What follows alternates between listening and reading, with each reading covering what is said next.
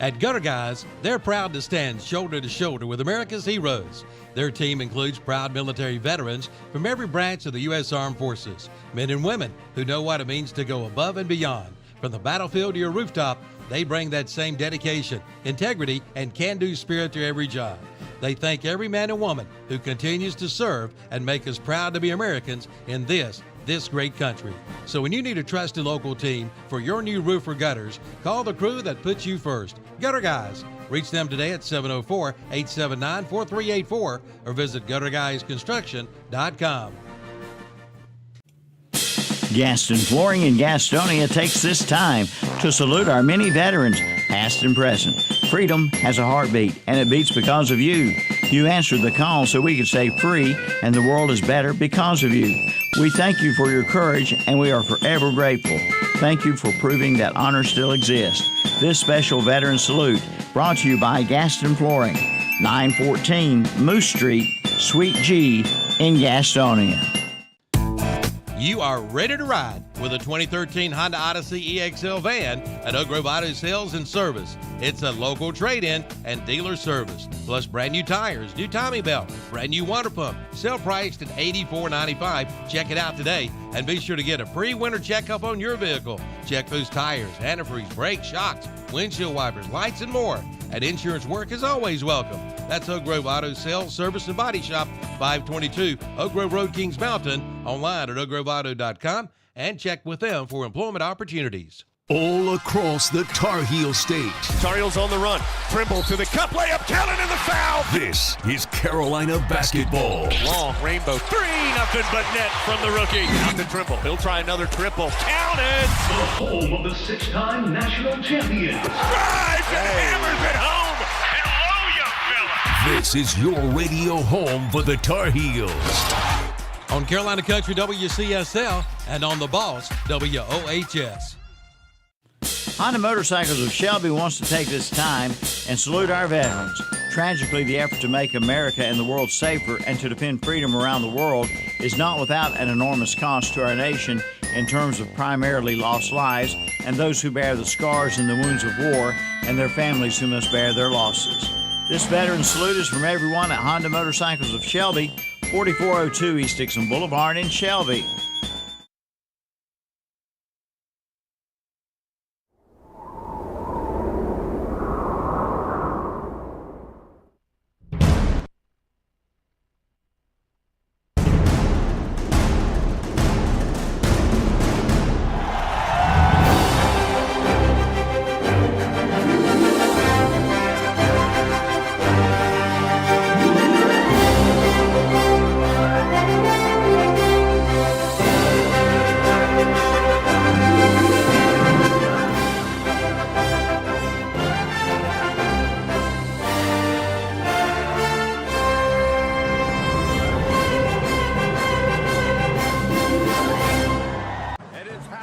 Before our very eyes. The following contest is scheduled for one fall.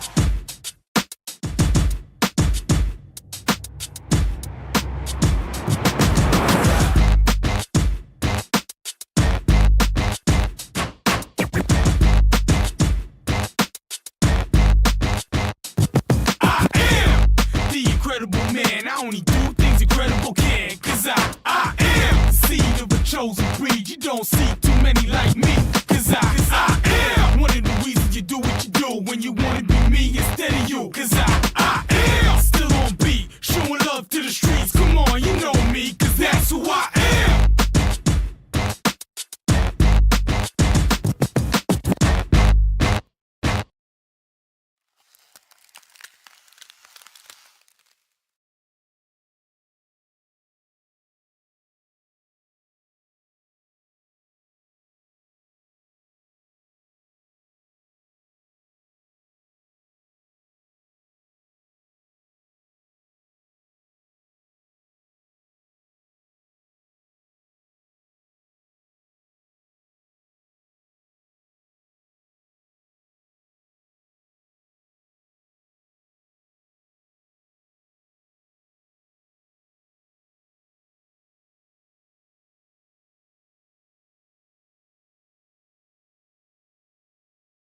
here lately, so just hopefully he's on his way to recovery. So he's in our thoughts and prayers.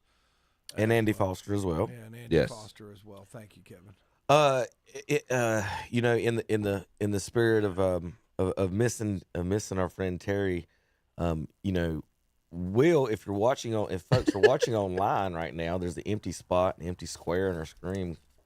Will's just, you know, running late, and I'll just go ahead and tell you, Will, if you're listening, Terry would be giving you some hell when you walk in this door. Just letting you know. Just letting you know. So I don't know if JP might. You have to unlock the door. JP might have to unlock the door to let you in. We lock the door at game time at 8:00. Yeah. Most of the time, I would actually beat Terry here, but I tell you what, if he ever beat me here, oh gosh, what? Oh, look who's here. Start in on you 5 minutes into the show, but we miss you, Terry, and just won't be the same without you. But thoughts and prayers go out to your family. Yep. Definitely. So, well, I think, Tom, you know what you've always been good at? What's that? Watching me, like, put something in my mouth to eat and then immediately stop talking, and it just gets silent. And I'm just like, I can't say nothing now. So. You've been doing that for years. I don't know if you do it on purpose or not. No. Really generally, you don't eat while the show's going on, Kevin. Well, generally, you eat. I thought you were going to go another 30 seconds, so I snuck a Reese cup in my mouth. Happy Halloween. The kids left me a Reese cup here. I did plenty of talking last night. Happy Halloween to everybody. I'll let you guys read some scores. How about that? All right. Well, we'll have to skip one because Will's not here, so nobody's going to get this column of scores. Poor folks out there. Okay, why don't Chip, you do the top three, okay, and I'll do the bottom three. That sounds like a plan. All righty. Final scores last night. Heartbreaker last night for Burns. Shelby holds off the Bulldogs 36-35. Crest imposes their will on Kings Mountain 70-0 last night. East Rutherford pulls out the victory in Rutherford County against RS Central 38-14. Cherryville Ironmen win the belt from Bessemer City 50-33. Cheaters. I got one text last night at the beginning of the show from our fearless leader. He's like, "Who won the Bessemer game?" It was close when I turned the radio off. It was like one was tied or something when I turned the radio off. It was a close game, actually. So I sent him a text, the final score, and all I get back is boo. But, Lake Norman Charter defeats Lincoln Charter. That game was at Lenore-Ryan last night. David Potter and Scott Tudor brought that to us. 35-7, Lake Norman Charter wins. Lincolnton defeats Terry's West Lincoln Rebels 42-6. Of course, I guess that's Terry's a Lincolnton alum too. So there you go.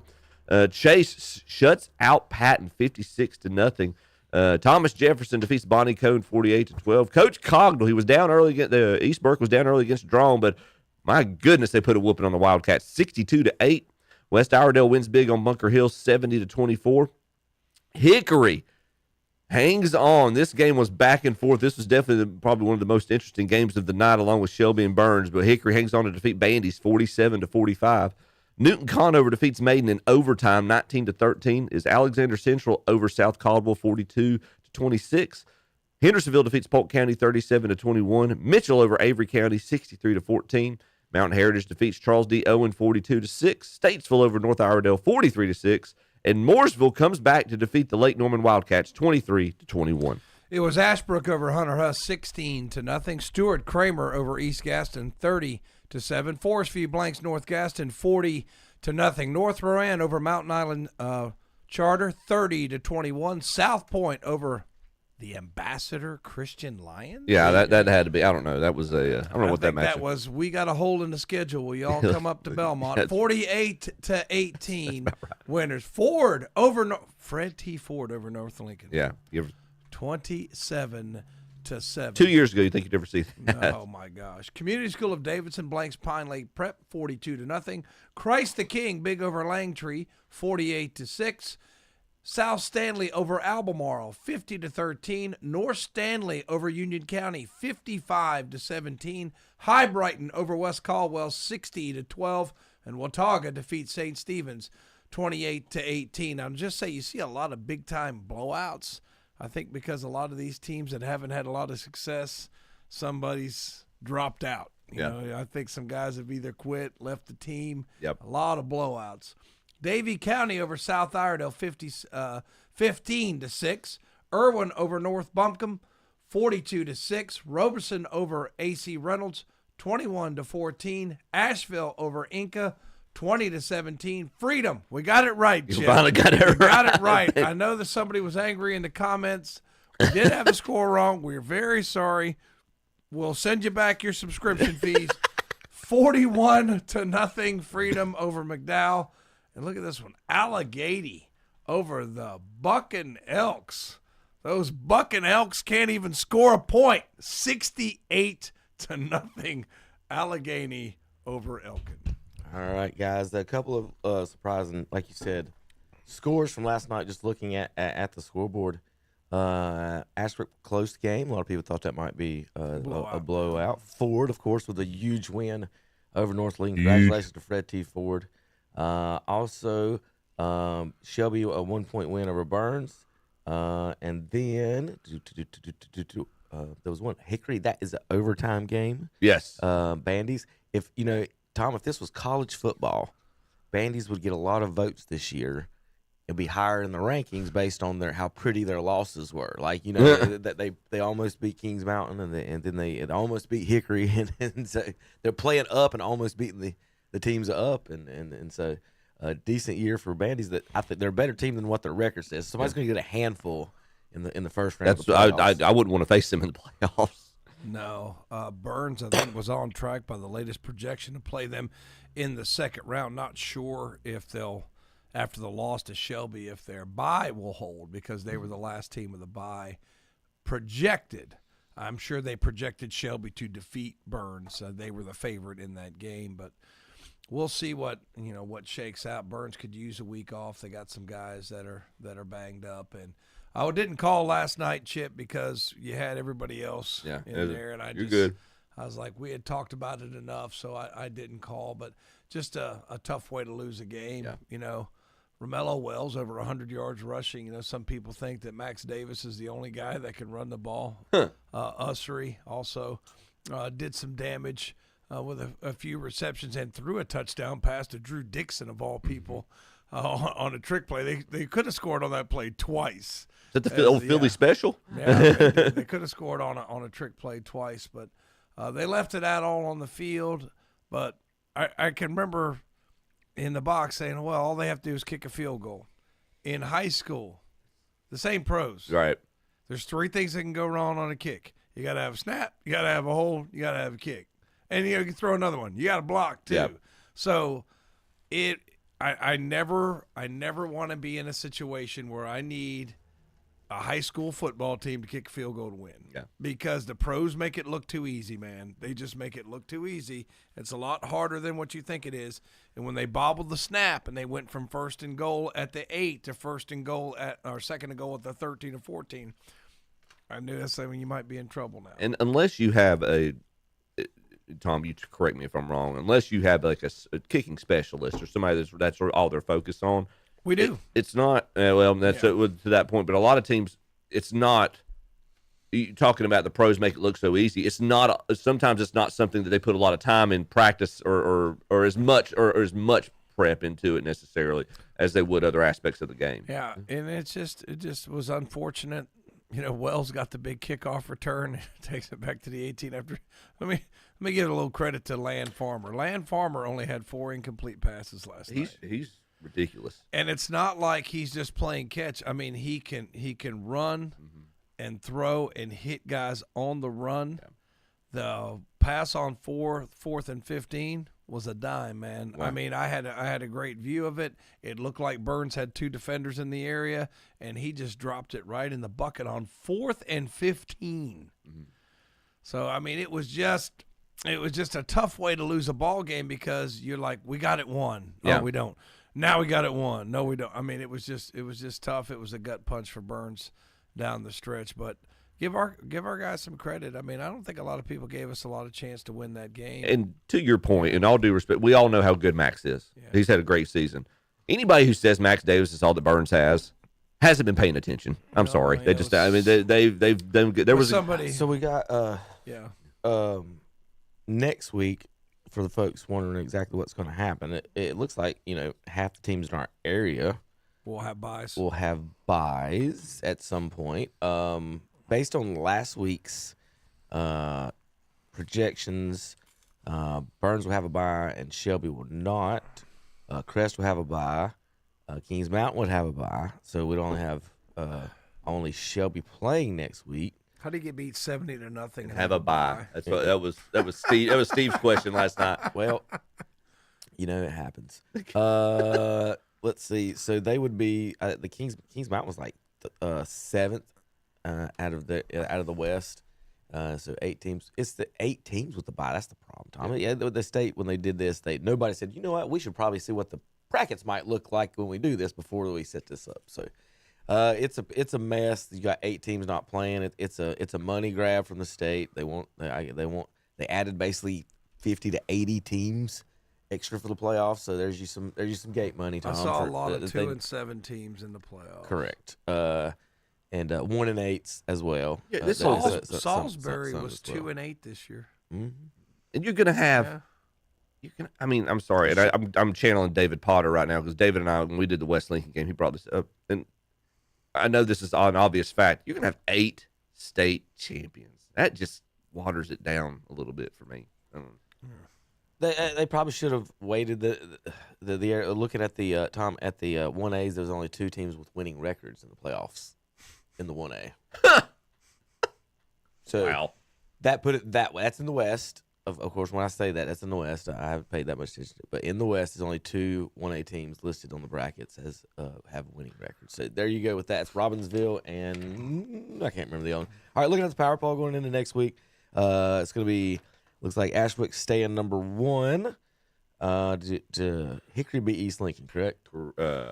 Yes. So Hickory will be 2, East Lincoln 3, Crest 4. Hickory's only lost this year, I think, is South Point, isn't it? Right. Their first game of the year. Well, 1 point. South Point. South Point 5, High Brighton 6. They jumped Corvian. Them 7. Newton Conover with a big win over Maiden. They're still at 8. East Rutherford 9. And then it looks like Kramer will jump up into the top 10. We'll get that settled and printed out and posted up Monday. We'll have all that for you. This weekend, we've got NASCAR Championship racing tonight on KTC Broadcasting.com, Xfinity Series, and then Cup Series. They're in Phoenix this week, and Championship is this weekend, and should be a good racing. Phoenix always puts on some decent racing. I know a lot of people aren't big fans of the actual track because, it's not in the South, and we can't just, the championship not being able to drive to for a lot of people is not a big thing that people are fans of. But like I said, they do. It is a good race. So all right, this weekend, like I said, they're tonight on KTC Broadcasting Xfinity Race. Let me pull up all the schedules. My picks last week. We did racing. I meant to call y'all in. Yeah, I was about to say, I think that was after, that might have been toward the end of the show. Correct. I was listening, and I was going to call in, and somebody made a good point, and I couldn't get the phone up in time. William Byron did win last week, so he has moved into the final, and we've got Briscoe, Denny Hamlin, William Byron, and Kyle Larson. Logano and Elliott kind of 2 Toyotas, faded out. 2 Chevys. Ford fans ain't got nothing to do with this. JGR and Hendrick. There you go. They've been the 2 stout teams. Wow, what a surprise! Why is the SVG not in it? Yeah, I know. Tom, the 2 most expensive teams. Got all the money there. Well, money talks. It's just that the one thing about they talk the playoff format, how they're going to change it and fix it, and a lot of Mark Martin, of course. There's a lot of people that want the season long point standing like it was. I've since this thing has started, it's just said don't kick anybody out. Just let the points play out from the last 10 races as they go. And then if you have 2 people that are eligible to win in the final, you have 2 people. If you have 3, you have 4. But throwing 4 people into a championship, like you've raced the whole year and a flat tire here, whatever, I get it. If it's 2-on-2, the same thing. But, a lot of people aren't happy with being a 4. There is no other sport where a 3rd or 4th place team gets a shot at winning the actual title on Championship Sunday. Or you know what I mean? The Super Bowl. It's not all 4. The AFC, NFC teams don't all play each other on the Sunday same and thing. see what happens. It's the same thing golf's struggling with. They're trying to balance your overall resume for the year versus they want whoever wins that last tournament, they want that to mean something. Right. And it's just and to me, if they would, it's not like would this make? I guess this would make sense in golf again. Reset with whatever the last 10 are, and then go from there. You got you weighted points. Reseed them, give you 10 through 9, however you want to do that, and give them extra points or whatever. But so you like the original Chase format, where they had the last 10 races was just all best man or whoever qualified for the playoffs. Did they ever actually do that? I want to say the first couple of years they did. I thought they still went last 2 guys. No. Race no, for the championship. I think they still the early iteration of the Chase. Your top 10 or top 12 made the playoffs, and then the last 10 races, it was every man for all 10 of those races mattered equally. That's what it should be. Just and then you get to it because that solves both issues. Right. It's compromise. Right? The people that want the season long, so they're talking about a 3 or 4 race playoff with that instead of the 10. So there are some thoughts of actually doing that. So I just don't like the 4 coming in on Sunday that didn't quite maybe earn it, I guess is what you could say. Yeah. And that's what I'm saying. Over 10 winning one of the 10 races, like you win the first one, and then just wreck the next 8, right? Or start in park, yeah. Or however way you can manage. That ain't how it works. I'm sorry, I didn't say it exactly right. But you can manage your way into that. Your point is valid. We talked about it the week that they went to Talladega because who was you it? Sit back. Who was it? Larson or not Larson? Whichever one. Hamlin. Yeah, Hamlin. 22nd. And Will was picking him to win. We're like, he's not going to compete. He's going to sit in the back and he's not going to compete. Don't. If anything, he's going to try to or even worse, try to find one of the guys he thinks might be his biggest competition, and oops, I'm in front of him. There's a wiggle there. Get him loose. Exactly. Rub him. You remember a little rub, just in honor of number 3. Just give him a little rub. Xfinity Series tonight, 7:30 p.m. Let's see. Pull up the points for that. We got Zilich, Kvapil, Algar. Is that who's still left? And Jesse Love. That's a great name. Zilich, Kvapil, Algar, and Jesse Love. The 1, 2, 7, and 88 cars tonight in Phoenix. Tomorrow, like I said, Cup Series playoffs. We've got Briscoe, Hamlin, Byron, and Kyle Larson. All right, what's the playoff? What's the odds for each one to win? Tom, correct me if I'm wrong here. So Denny Hamlin, he's favored to win. He's plus 200. Is that 2-1? Plus 200's 2-1, Chip. 2-1. So yep. Kyle Larson's 2.5 to 1. William Byron's plus 275, and Chase Briscoe is plus 375. They're not giving Chase any love on that, but you're kind of your guys. You got Hamlin and Larson, who are your proven commodities and guys that have competed and or won championships consistently past little bit. So yeah, they're the ones favored. Hamlin favored to I think Hamlin wants it more than anything because he's worried about his legacy. Yep. As far as the other ones, Byron's trying to build his, and Larson wants to be.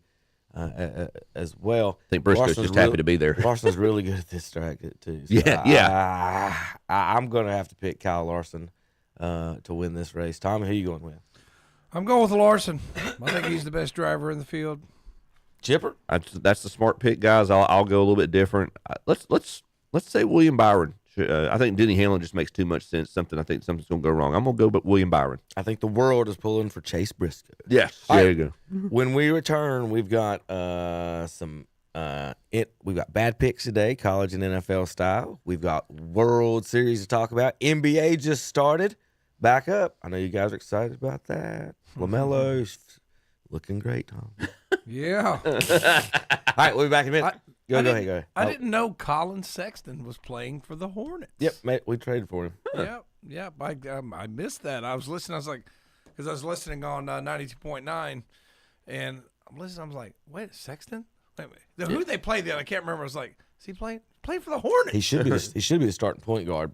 All right, Shelby 36-35 over Burns, Crest 70-0 over Kings Mountain, East Rutherford 38-14 over RS Central, Cherville 50-33 over Bessemer City, Lake Norman Charter 35-7 over Lincoln Charter, Lincoln 42-6 over West Lincoln, Ashbrook 16-0 over Huss, Kramer 30-7 over East Gaston, Varsity 40-0 over North Gaston, North Rowan 30-21 over Mountain Island, South Point 48-18 over Ambassador Christian, and Ford 27-7 over North Lincoln. Chip. Chase shuts out Patton 56-0. Thomas Jefferson, the Griffins defeat Bonnie Cone 48-12.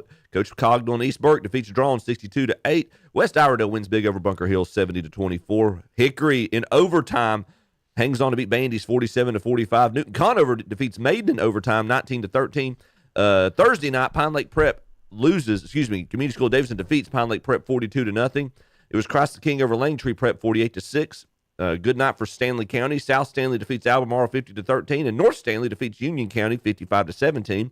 High Brighton wins big over West Caldwell 60-12, and Watauga does what Watauga does, beat St. Stephen's 28-18. Alexander Central over South Caldwell 42-26. Hendersonville over Polk County 37-21. Mitchell over Avery 63-14. Mountain Heritage over Owen 42-6. Statesville over North Iredell 43-6, and Mooresville over Lake Norman 23-21. Davie County defeats South Iredell 15-6. Irwin over North Buncombe 42-6. Robeson over AC Reynolds 21-14. Asheville over Inca 20-17. Freedom blanks McDowell 41-0. Allegheny over those Bucking Elks 68-0. All right, we'll be back in a few minutes. KDCBroadcasting.com. The NASCAR Cup Series. Green flag is out, and we are underway. Returns to Phoenix Raceway. Treble turn number 4. Here comes the field as it flies apart. Where one driver will etch his name into history as a Cup Series champion. Checkered flag is in the air. Chase Briscoe wins the Yellowwood 500. It's the NASCAR Cup Series Championship. Sunday afternoon at 2 o'clock on Carolina Country WCSL, 92.9 FM, 1590 AM, online at KDCBroadcasting.com. Once upon a time is right now. Escape to the Renaissance Festival, a time-traveling adventure. Huzzah! Saturdays and Sundays now through November 23rd. It's time for the Renaissance Festival. Shopping, food, men in tights. Oh my! Enjoy foolish good times at the Carolina Renaissance Festival. Time travel to a land of legend. Jousting knights, mermaids, fairies, dragons. Oh my! Join the damsels and brave knights at the Carolina Renaissance Festival. Eat, drink, be merry at the Renaissance Festival. Presented by Pepsi. Tickets limited while supplies last. Online only at renfestinfo.com. Don't miss the jousting, feasting, and jesting at the Carolina Renaissance Festival. It's a royal blast. Save $26 with 2 adult tickets opening weekend. With coupons available at participating Chick-fil-A locations while supplies last. Whether it's residential or commercial, whether it's a driveway or a parking lot, Mason Graded and Paving can have you looking good and driving smooth with new asphalt paving. Just give them a call at 704-922-0102 or 704-678-1714.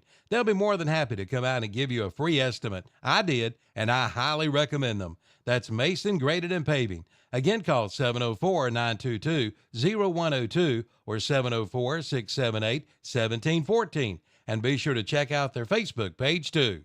Is your home ready for the holidays? Now's the time to see Flooring America in Kings Mountain or Carpet One Interiors in Gastonia to get ready. Check out the new LVP waterproof flooring for only $250 a square foot. Check out the great deals on their in-stock inventory. If you need it covered, they've got you covered. That's Flooring America, 602 Slater Street in Kings Mountain, or Carpet One Interiors, 2757 East Ozark Avenue in Gastonia. Get your home ready for the holidays today. Our flag does not fly because the wind moves it. It flies with the last breath of each soldier who died for protecting it. Butler's Tire and Automotive in Kings Mountain salutes all our veterans. We're home of the free because of the brave. To all who have put their lives on the line in defense of that flag, we thank you. This veteran salute is from everyone at Butler's Tire and Automotive, 401 East King Street in Kings Mountain.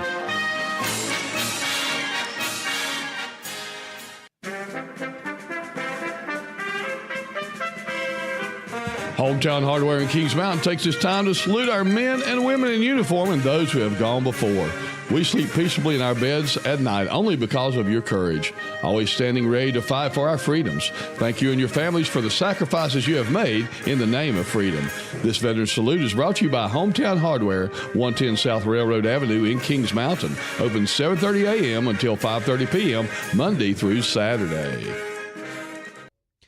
And we're we're back on Saturday Morning Sports Talk with Kevin and the KTC morning crew. Chip, Tom, and JP.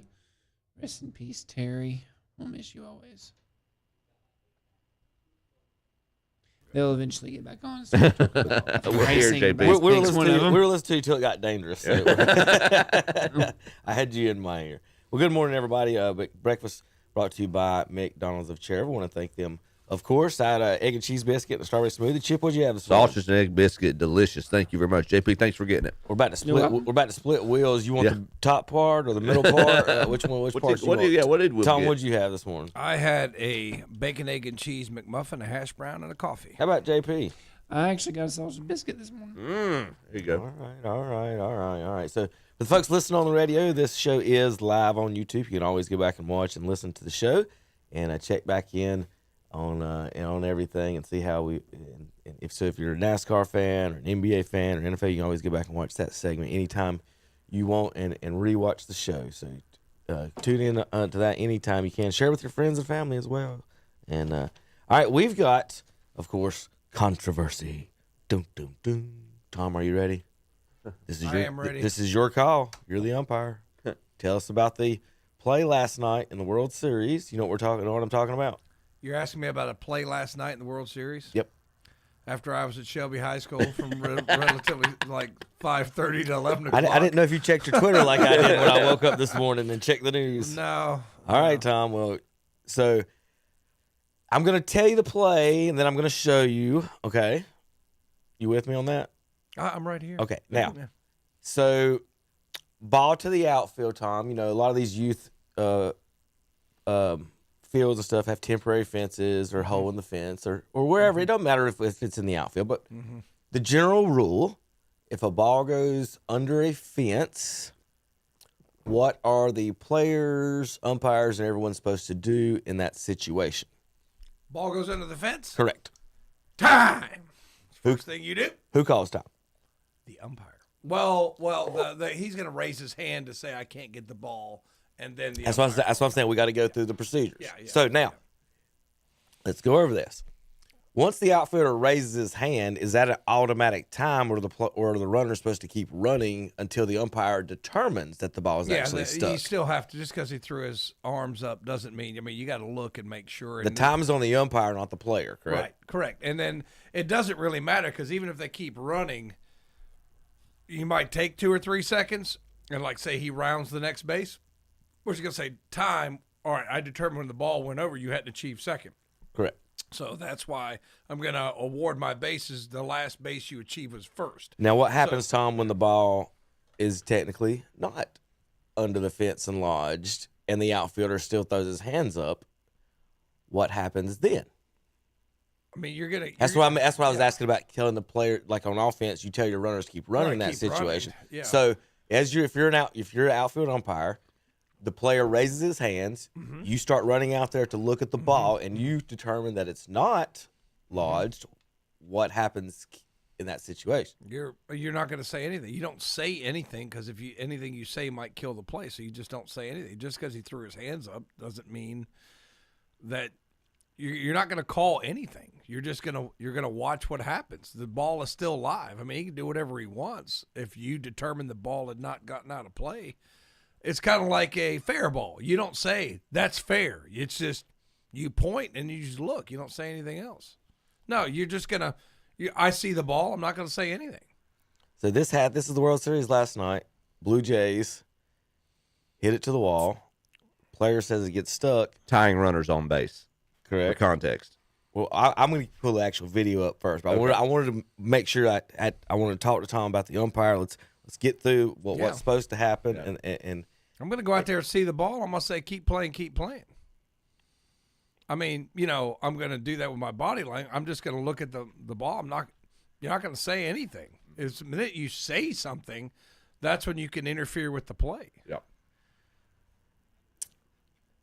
Again, if you'll told you Tom likes to go silent when I'm trying to find something. No, I mean it's just what else do you want me to say? I mean, it's like you weren't fill the empty space when I'm trying to find this video. To be fair, you weren't eating anything. Well, I'm just saying that in this, it's kind of like if the ball, like say it's a hot shot down the third base line, and the third baseman's like pointing foul, you're just gonna go, and that's it. You're not gonna say no, guys, it's fair, because if you do, then it's gonna.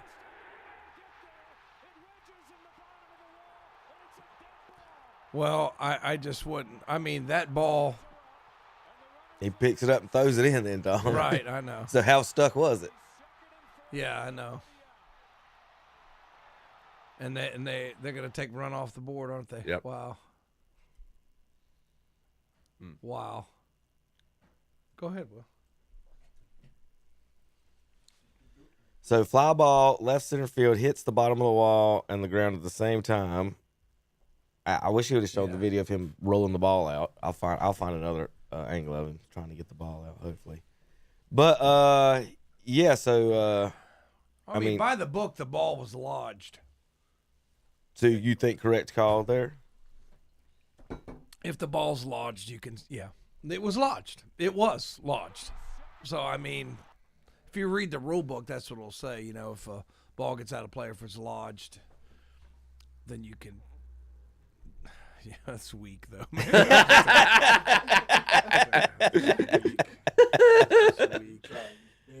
I would hate, and all right, and I know. Let me back up, because it's not one play does not a World Series make. Correct. I would hate for this to have such an impact on the overall ending of this this series, but yeah. I mean, it is lodged. It's lodged. It's for sure lodged. It's lodged.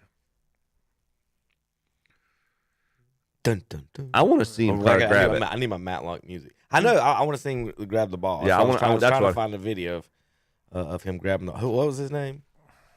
That's their center fielder. So let's see. I can't find it where he actually got it. There's one of Cespedes trying to talk the umpire into a lodged ball a long time ago, and it was just sitting there on the warning track. It was not a lodged ball. Tom, I sent you guys a message the other day about them not having the square on the actual screen there during the broadcast, which I do like, but it is showing the ball go across home plate when it hits the little dot and stuff. But it's better than having the square, I think. At least, you know, if you're showing the dot, you can argue about whether you think that's high or low and inside outside. And I'll live with that better than the stupid square that's fictitious.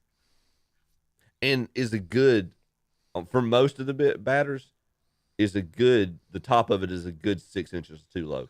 Well, you know, Tom was talking about that the other day, or last week, about those high strikes. That those are the ones you like to hammer and knock out of the ballpark. And then I was watching one kid, one of the guys. It was literally below the word Dodgers. They couldn't cross, and they called it high ball. And it was. I felt for the pitcher. I'm like, that's right down the middle. I don't know where you want me to put that, but yeah, the not calling the belt high strikes is a little weird. So. Are we at 3-3 now? We have Game 7 tonight. Tonight, Ohtani versus Max Scherzer. So Ohtani's pitching tonight. Yeah. Terry would be so thrilled for the first time. Will, I got to turn you on. Sorry, I didn't know you. Nobody's been sitting there a while. So good morning, Will. Are you having a bad day? You look awful yellow.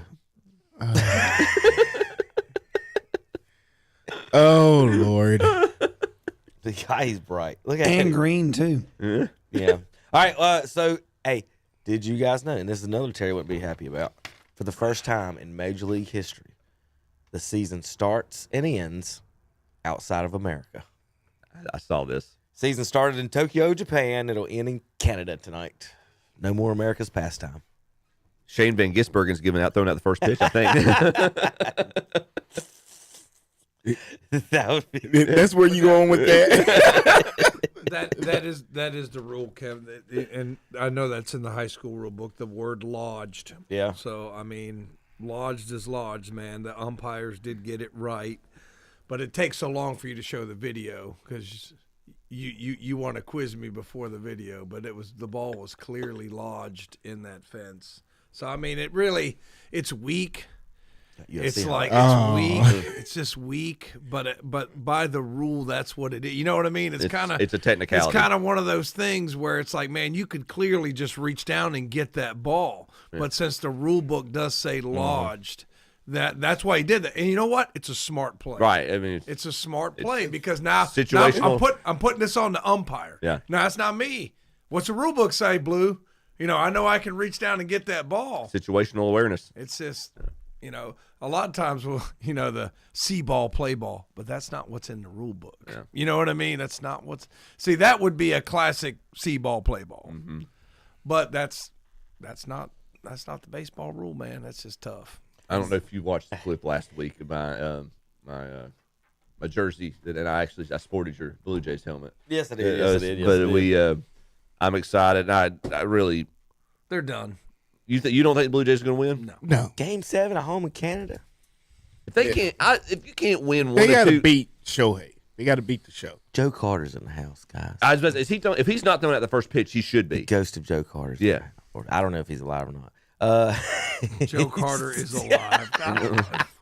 He, as much as he talks about Joe Carter, and then he says, "Is he alive?" I want to be sure.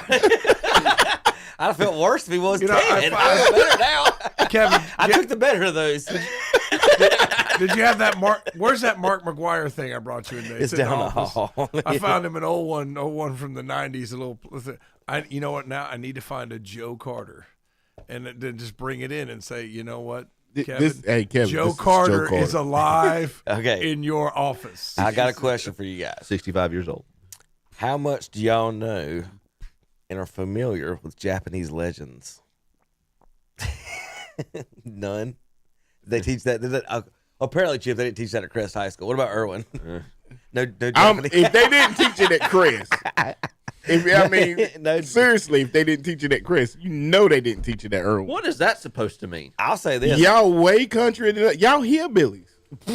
Y'all hillbillies. Okay. Will, I'm starting to think you might be from Wilkes County after that. Absolutely not. Y'all hillbilly. I don't know why. I don't know why Burns. I don't know why Burns' coach is even saying anything about y'all because he hear it every day. But you don't say y'all hillbillies, Will.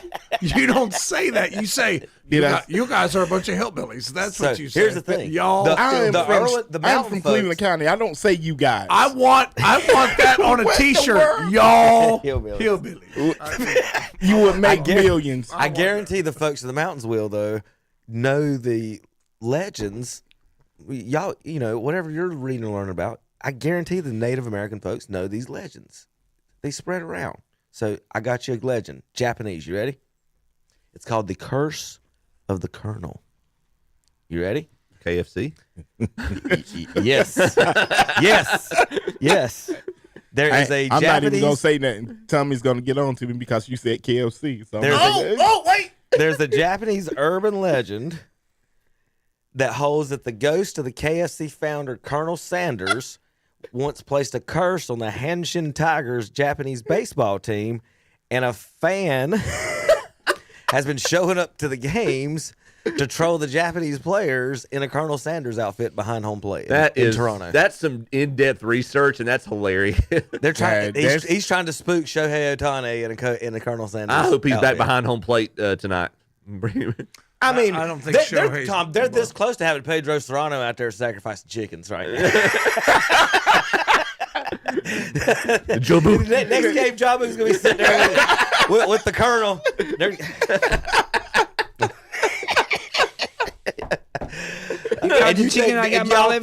Y'all just said Toronto don't got a chance, and the Colonel Sanders just sitting there putting voodoo curses on Shohei. They're done. I can hear it now. All right, throw him a curve. They're done. Oh boy, they're done. All right. I've got to have some more baseball somewhere. Otis Nixon. All right, let's talk about the bunt attempt the other night. We got Otis Nixon had 145 career bunt attempts. Base hits in 353 attempts. He batted .411 bunting. Otis Nixon. Why didn't he bunt more? 145 career. There was a video. I'll tell you what it was. They were responding to this video in the World Series. If you guys remember how the Braves lost to Toronto. 4-3 ninth, 2 outs, runner on third, Game 6 of the World Series. Otis Nixon tries to beat out the bunt, and he almost does it.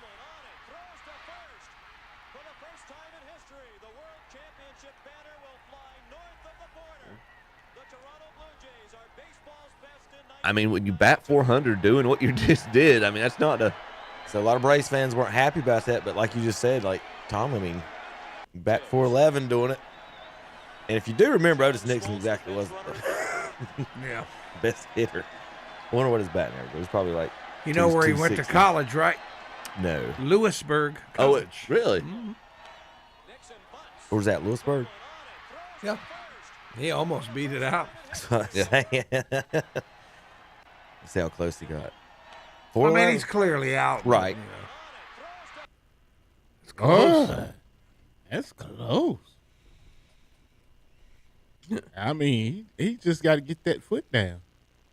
Now, he's a whole step back. He's a stride out. Yeah, it's just a fast stride. Yeah. All right, there you go, Toronto. All right, who you got tonight? Tom says Dodgers. Will? Oh, Show. I'm going with Show. Show's going to win the championship. That is not what that. It's just something. That's not what that seat needs to be saying. You know, Will. He's a great. That's not what that. He's a great player, but it's just something like when the guy's getting ready to be, like, arguably, if he wins this game tonight, he might be World Series MVP. But he's gonna need a translator to do his interview. You know what I mean? It's just something about that.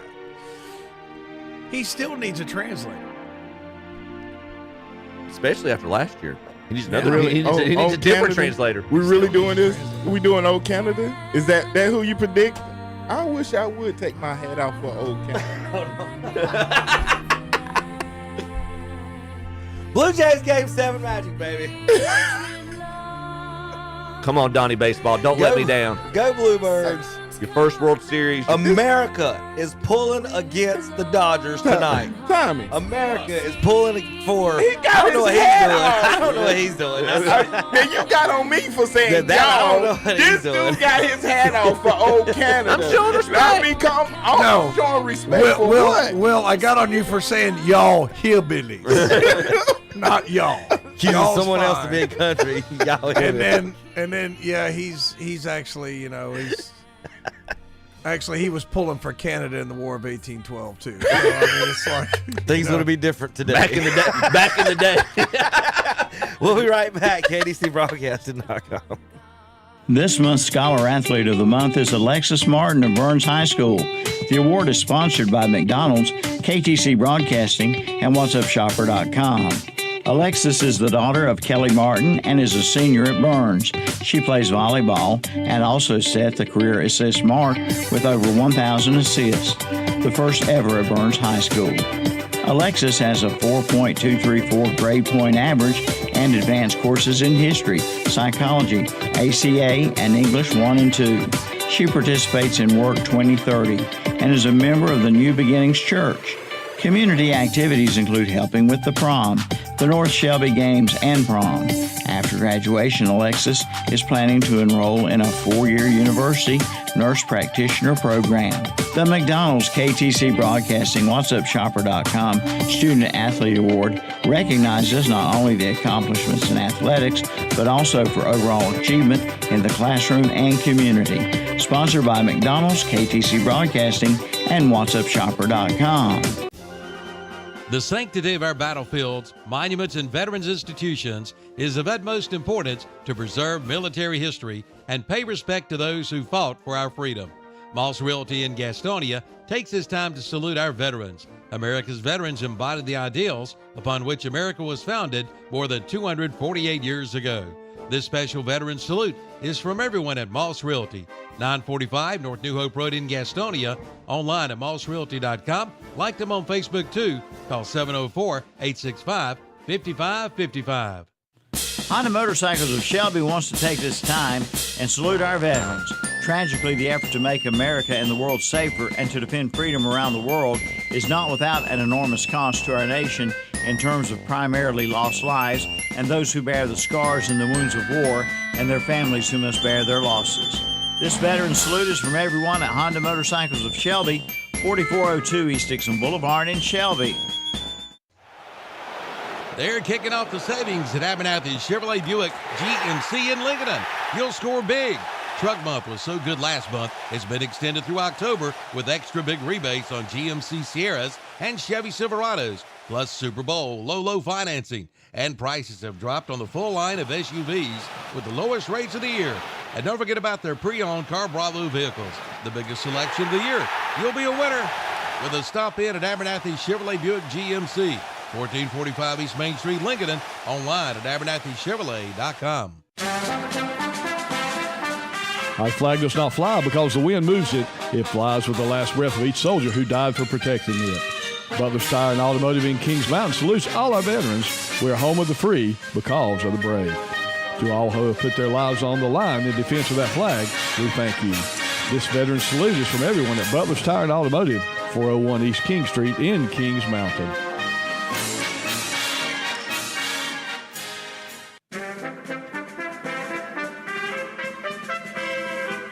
Hometown Hardware in Kings Mountain takes this time to salute our men and women in uniform and those who have gone before. We sleep peaceably in our beds at night only because of your courage, always standing ready to fight for our freedoms. Thank you and your families for the sacrifices you have made in the name of freedom.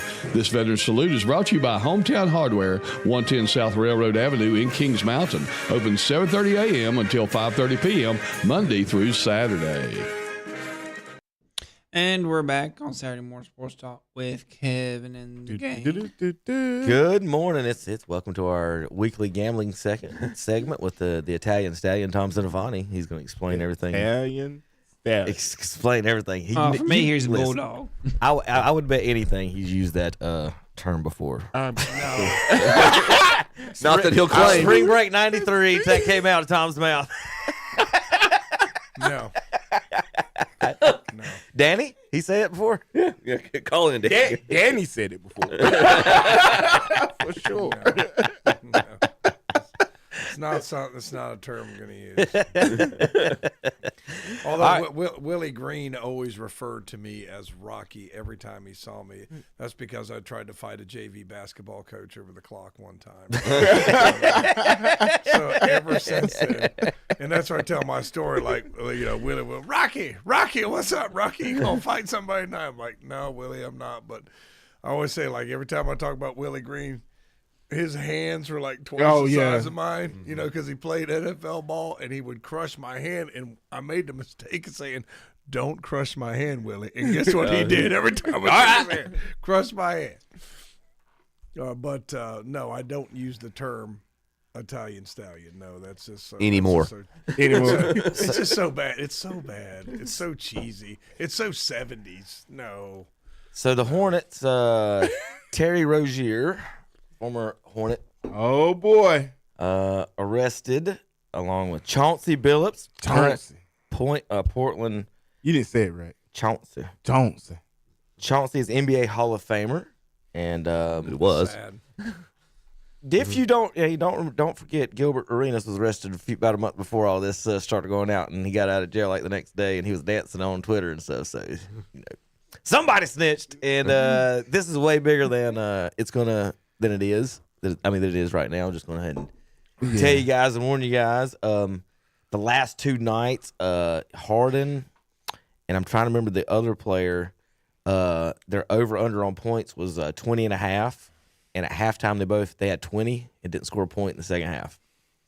So there's a lot of things being asked about. Here's a clip from Kevin. JP. You all right in there? Yeah, it does not sound. You'll like. get used to it. Yeah. Yeah, just had a sneeze. That was not the cat. So what's going right here with Kevin Durant and a fan here? Guy wearing a Texas hat. Giving signals, tapping his hat, going back and forth, looking at his phone. What does that mean, Will?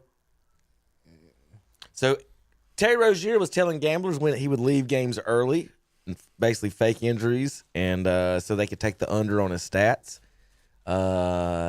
One instance, they went back and counted the money together after the game on the table. What's on his hat? I don't. I think it's a signal or something. Yeah. I don't know what the hat is. Oh, you just said the logo, Well, Tom? he's pointing to his hat because it might have been like a logo for the other team or something. He's just pointing. Well, he's wearing a Kevin Durant Texas shirt, so I don't think he's for the other team. I think he's saying over. You got to get the over, Tom. That's what we're talking about. He pointed at his logo. He wasn't saying go to Arkansas. I'll tell you what's suspicious about this is Durant's reaction to a simple. I mean, if it's somebody just tapping your hat, he just okay, whatever. But he like shakes his head, so he knows. No, and then he starts talking to him. No, I can't get it. Yeah, we know whatever we don't know what the signal is, but Durant is recognizing this. He like something's.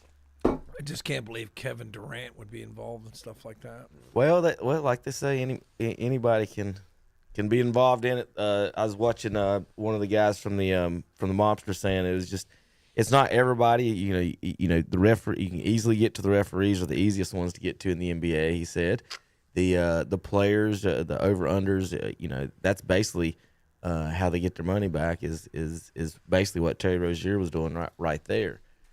So he says it can be anybody. He said the money's so big right now. A lot of the big guys you can't really get to them anymore. Yeah. But the everybody else, there's always somebody needing money somewhere. Is what he was saying. So I do That's have mind blowing to me. Jeff T was talking about. Oh, that's Durant need? Durant don't need money. You never know. Just remember, Durant done been on 2 Supermax deals. I'll say this, Will. Just remember, and Dave Ramsey talks about this. Your wealth is not just how much you make; it is how much you make against your expenses. It's also, Will, if you don't get these 20 rebounds, your dad might end up like Michael's dad. Yeah. And that's how. And you guys were talking last week. I was listening. I was trying to send this picture, and I was like, this is the way they used to handle gambling problems in the NBA. It just suspended you, and you had to go play baseball. Which, by the way, he hit like 30? Major League Baseball average now is like 250, so he would be a pretty dang good player today. I didn't realize until I watched The Last Dance, Reinsdorf, because Reinsdorf owned it, Birmingham. But he made his same salary. He made his NBA salary while he's playing minor league baseball. Correct. He could play anything he wanted, man. If he wanted to play hockey, he could play hockey. I mean, if he'd play anything he wanted.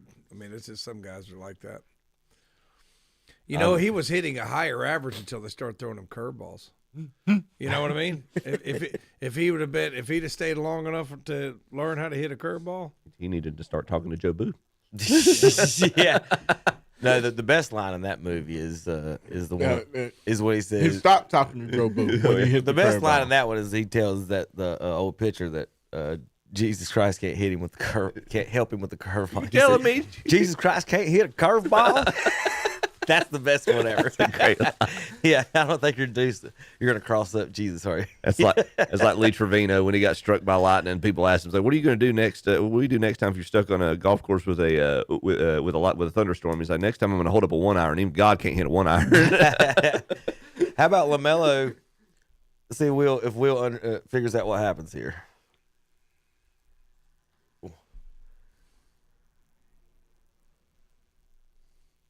Did you notice that? That wasn't a made shot. Right. LaMelo runs the baseline and they don't call it. Oh, he's traveling. It's in the NBA. They don't catch that. Well, they don't call traveling. You know why they don't catch it, Kevin, is because it's the same thing why when you see a pass back in soccer, it's a unicorn. You never see it. So sometimes you don't because I missed it one time in a game. It was a simple pass back, and the keeper picked it up. Yeah. And it's and then 5 seconds later, you're like, oh, my God, what did I just do? Because nobody does it. Right. You know what I mean? So, because nobody does this, LaMelo's got to know the rule, So, I mean, it's just it's one of those things. I'm sure this ref hands him the ball. This is the sequence. He hands him the ball. He walks. First of all. And then he's thinking, he goes, What just happened? Yeah. That's what I think happened. I was about to say, first of all, she's looking at I was him. about to blame her for not catching the play, Tom. Well, that's a she. I couldn't tell. I'm sorry. Yes, It's that's not- it's small. it's not zoomed I'm in. not trying to be sarcastic. I was. That's your first issue with the play. Why I got wrong. Then you got LaMelo. I wasn't going to say that. How about the? I don't know if you saw it. Get her off the court. Like, it's just awful. Oh boy. I don't. You saw Maybe the ball's too big. She couldn't before. Oh, She couldn't. my she couldn't. Lord Jesus. How about this thing? What are we gonna do with this thing, guys? Is he gonna end up the greatest player ever? This is what Ralph Sampson was supposed to be, right? Yeah. Somebody said it earlier this week. Like by the time his career's done, he's going to be up there in LeBron and Jordan territory. I mean, watch this. The Yeah. 7'3" guy. Logo. I mean, he's an alien. Will, what do you do, man? Play zone? Zone don't help that. That's the logo. No, that's what I'm saying. Like, there's no point in sending your 7-footer out there so he ain't rebounding now. You know, like, so do you send your point guard and just to attack the ball? Like, why? That's what I'm saying. If you send your 7 foot out there and he goes up to guard him, he drives him. That's what I'm saying. You don't want to send him up there. Like, it's just like, to me, nature. if it was high school or college, they would send a guard at his feet while he Yes, was dribbling. right. Yes. NBA, maybe in the playoffs they do it, but they would blitz him. But I would definitely blitz him every time somebody. I mean, you got to get at his feet. There's in so his much dribbling. space with him dribbling the ball. I mean, Yeah, he probably dribbles higher than I am tall. Yeah, Like, he yeah. dribbles straight over Muggsy. Yeah, yeah. But like you said, like that, and that's what Muggsy used to. You got to get up in their feet, make him give up the ball that way. But yeah, he's an alien. It was funny. Victor Wembanyama. It was crazy watching. I'm just curious on how well he's gonna hold up. Yeah, that is always the Physically, biggest how thing. well he's gonna hold up. Just, here's Giannis. There you go. This is the play I was talking about. Yeah. Was this a travel? Was it a travel? Well, he's not done yet. I seen this. That's not a travel. That's a stiff arm. I was watching this on. I think it was. He just went Derrick Henry on the defense. One. They was going through this on First Take or four, something the other day. Oh no, 5. but they went through a bunch of them. Mm-hmm. LeBron, they tossed the ball in to LeBron. He actually took 7 steps down the court and then started dribbling. He was calling out plays, carrying the ball. Goat. That's your goat right there. 5. Yeah, I know. I'm being facetious. I'm just. I know you've been facetious, but I'm saying who's 5 steps. I can't play it because I got a little graphic, but Jason Williams was talking about his high school team would destroy at now when they're at 4 years old, destroy the NBA champion, WNBA champions. He is basically what I was saying the other day. Yeah, this is the thing about Harden and his 20 points. People need to check on that. Keep an eye on all of them right now. It's going to be bigger. A lot bigger is going to be breaking at some point. The referees thing, I think that's going to be the big one once they kind of understand what's going on. And like that gangster said that I was watching, he's like, they can call a foul here, call a travel here, whatever. Whenever it gets close to that line, that they're the ones to go after. All right, let me look at standings real quick. Pulling it up right now. Charlotte's the 1 seed. No, the 10 seed where we always are. The Chicago Bulls are 5-0 for the first time since the real GOAT was playing for them. the only goat. Yeah, Yep. You're not talking about the Cocaine Express, are you? I think it was after that. was Orlando Woolridge. Was he the one leading that team then? I think he was right before Michael. I think that's what he called him, Will. That's what he called the team. Michael did. Oh wow. The early Bulls, because he would be like, he's wanting to go practice and get ready for the next game, and they're all in there doing cocaine and partying. He walked into a hotel room. He tells us on the last day he walked into a hotel room with a bunch of the teammates, and he saw a bunch of stuff. He's like, I'm gonna back out of here real quick before he's going to shoot free throws. Yeah, Michael might smoke a cigar, but he's not going to do cocaine. No. The Bulls are 5, like Chip said there's our Hornets down there at 2-3. They're in the playoffs right now. Oh my goodness. I do need to see if LaMelo's leading the league in shots taken, like he normally does.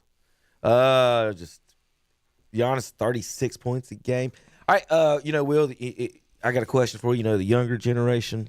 Everybody says, you guys played 20 years ago. Y'all were plumbers and not athletes and all that stuff then, though. So I guess everybody today is better than Vince Carter and Shaq, and everybody's bigger than Shaq. And Bron, and if we look at it that way, then that means Bronny's better than LeBron, right? Isn't it? Right. So that's that's the funny thing with me with the LeBron folks is that they've been building this argument that all the athletes today and the kids today we're bigger, faster, stronger than you are. Explain, Bronny. Is he bigger, faster, stronger than LeBron? He is not. Is he better? He is not. So y'all can take that one. It's just the stupidest thing ever. Well, like Wilt Chamberlain wasn't an athlete. Right. Oh my God. Or Bo Jackson.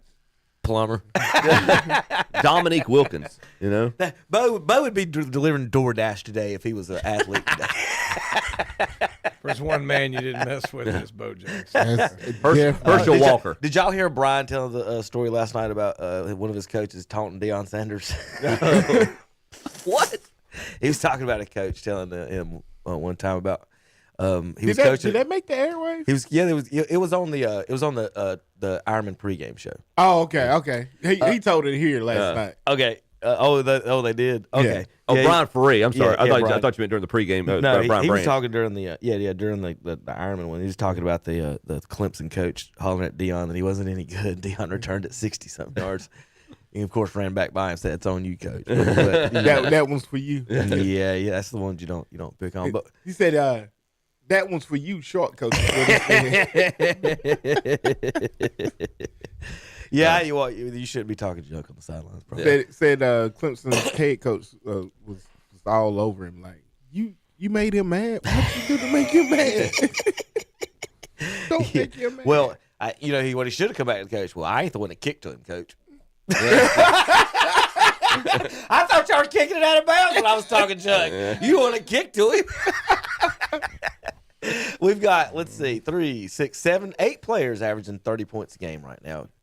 Wemby, Devin Booker, Jalen Brunson, Austin Reeves averaging 32 a game, Lauri Markkanen, Shai Gilgeous-Alexander, Tyrese Maxey, and Giannis 6 steps. Antetokounmpo. I got nowhere close to that one. That's close enough. All right, when we come back, we've still got to do bad picks today. We've got college and NFL coming up and more. KDCBroadcasting.com. If you've been considering the purchase of a brand new refrigerator, now's the time to make that move. Head to Hendrick Appliance and Mattress Center in Shelby. They've just received a big new tractor trailer load of Samsung scratch and dent refrigerators. There's one there for you. Also save big on the Sealy mattress closeout sale. Prices have been slashed on famous Sealy mattresses. That's Hendrick Appliance and Mattress Center, 1241 East Dixon Boulevard in Shelby. On the right going down, on the left coming up. Once upon a time is right now. Escape to the Renaissance Festival, a time-traveling adventure. Huzzah! Saturdays and Sundays now through November 23rd. It's time for the Renaissance Festival. Shopping, food, Men in tights. Hi. Enjoy foolish good times at the Carolina Renaissance Festival. Time travel to a land of legend. Jousting knights, mermaids, fairies, dragons. Oh my! Join the damsels and brave knights at the Carolina Renaissance Festival. Eat, drink, be merry at the Renaissance Festival. Presented by Pepsi. Tickets limited while supplies last. Online only at renfestinfo.com. Don't miss the jousting, feasting, and jesting at the Carolina Renaissance Festival. It's a royal blast. Save $26 with 2 adult tickets opening weekend, with coupons available at participating Chick-fil-A locations while supplies last. The NASCAR Xfinity Series. Green flag goes in the air. Crowns a champion at Phoenix Raceway. Almirola gets hit, and they're tearing it up on the back straightaway. Can Connor Zilisch cap off his dominant season, or will Justin Allgaier go back-to-back? Connor Zilisch just needs to get back on the throttle and get the car to the checkered flag. It's the NASCAR Xfinity Series Championship. Saturday night at 7 o'clock on Carolina Country WCSL, 92.9 FM, 1590 AM, online at KDCBroadcasting.com. Rhodes and Bill Oil Company in Lincoln has been serving the Piedmont of North and South Carolina since 1919. Sure, they deliver to your home with home heating oils. They'll help keep you warm, but they do a whole lot more. They feature bulk fuel delivery, on-site and commercial fueling, backup generator fueling, and farm and agricultural fueling. For home or business or farms, call on Rhodes and Bill Oil Company in Lincoln, 704-735-2508. Online at rhodesandbill.com, located at 1404 East Main Street in Lincoln. Like them on Facebook, too. Grizzly the Greeter says now you can rent to own your new Liberty Shed at Blessed Buildings and Tiny Homes in Cherryville. Deposits have been reduced. For Liberty Sheds up to $10,000, you pay only $150 down. For Liberty Sheds priced from $10,000 to $25,000, you pay only $250 down. Also take 15% off base cost of Liberty Sheds and Tiny Homes, including upsiding and board and batten siding, and 10% off vinyl siding on new-built Liberty Sheds, and garage units now 25% off. Blessed Buildings and Tiny Homes, Highway 150 East in Cherryville, right across from Ace Hardware. Online at blessedbuildings-tinyhomes.com.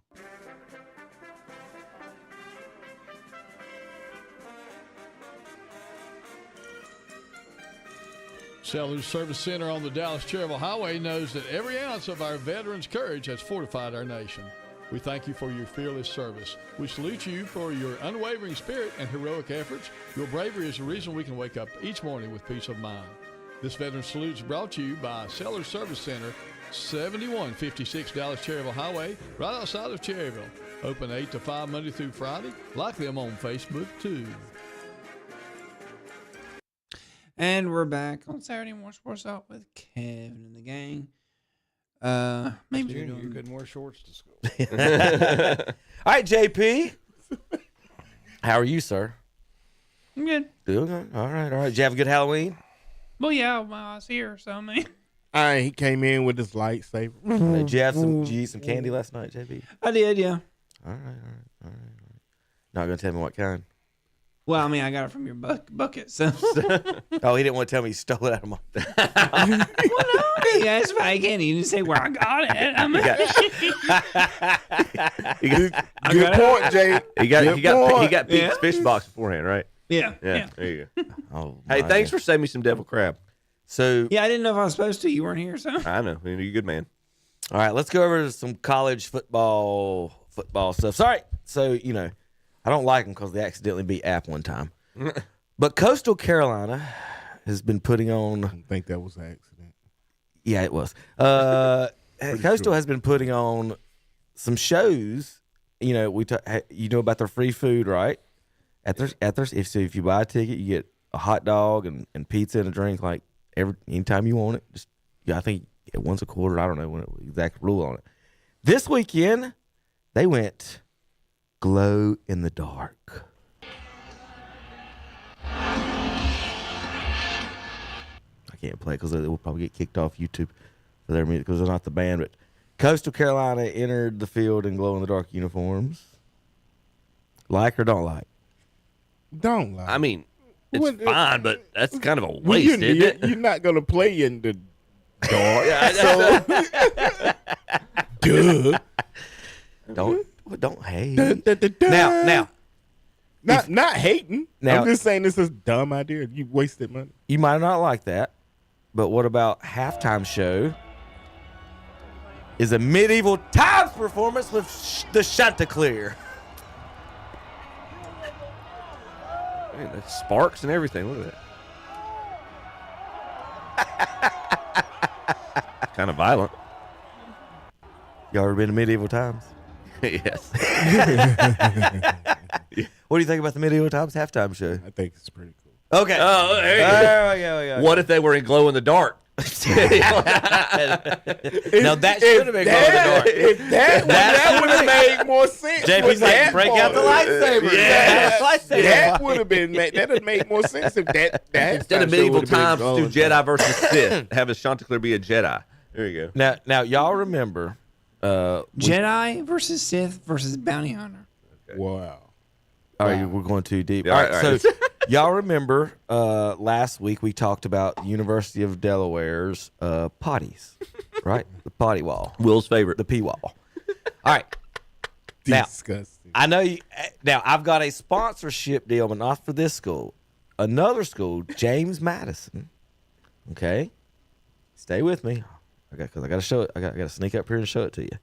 They have something slightly different. No, not James. This is Missouri State. There's two of them I got to show you. This is at Missouri State. And see if you like this better than the wall. How about urinals with a view of the game? Perfect. Right there. I can just stay right there. Okay. That's perfect. Actual windows. Now, I don't know who thought this through. Surely no one's ever peed off those windows before. Is it overlooking the visitors? Oh, boy. Yeah, it's in the end zone, corner of the end zone. So, is that better than the wall, Will? Or what do you think? Is that a terrible idea? Is that a terrible idea? I might have the window open. I might seal that window. I'm sure all of these you're going to show are terrible ideas. So it's just which one is the worst idea. All right. How about you're at James Madison and you got to go number 2? Oh, Lord Jesus. But you know where the best spot in the house is. You ready? How about James Madison's got one? Yep. Folks, we have a winner. We have a winner. Now you got to look off to your right. That's the one thing. It needs to reorient it. You need to retwist. If you want to see this end zone, you got to look over your shoulder. Oh, but Lord. you got a full great view of the other end zone and the 50-50. So you make it back to your seat. I got a crick in my neck. If you're ever at a James Madison game and wondering why your friend's been gone for a while, they found the correct bathroom. Let's see if I can. Oh shoot! All they had to do was ask him, turn it a little bit. I'm sure the. Hey, put it catacomb.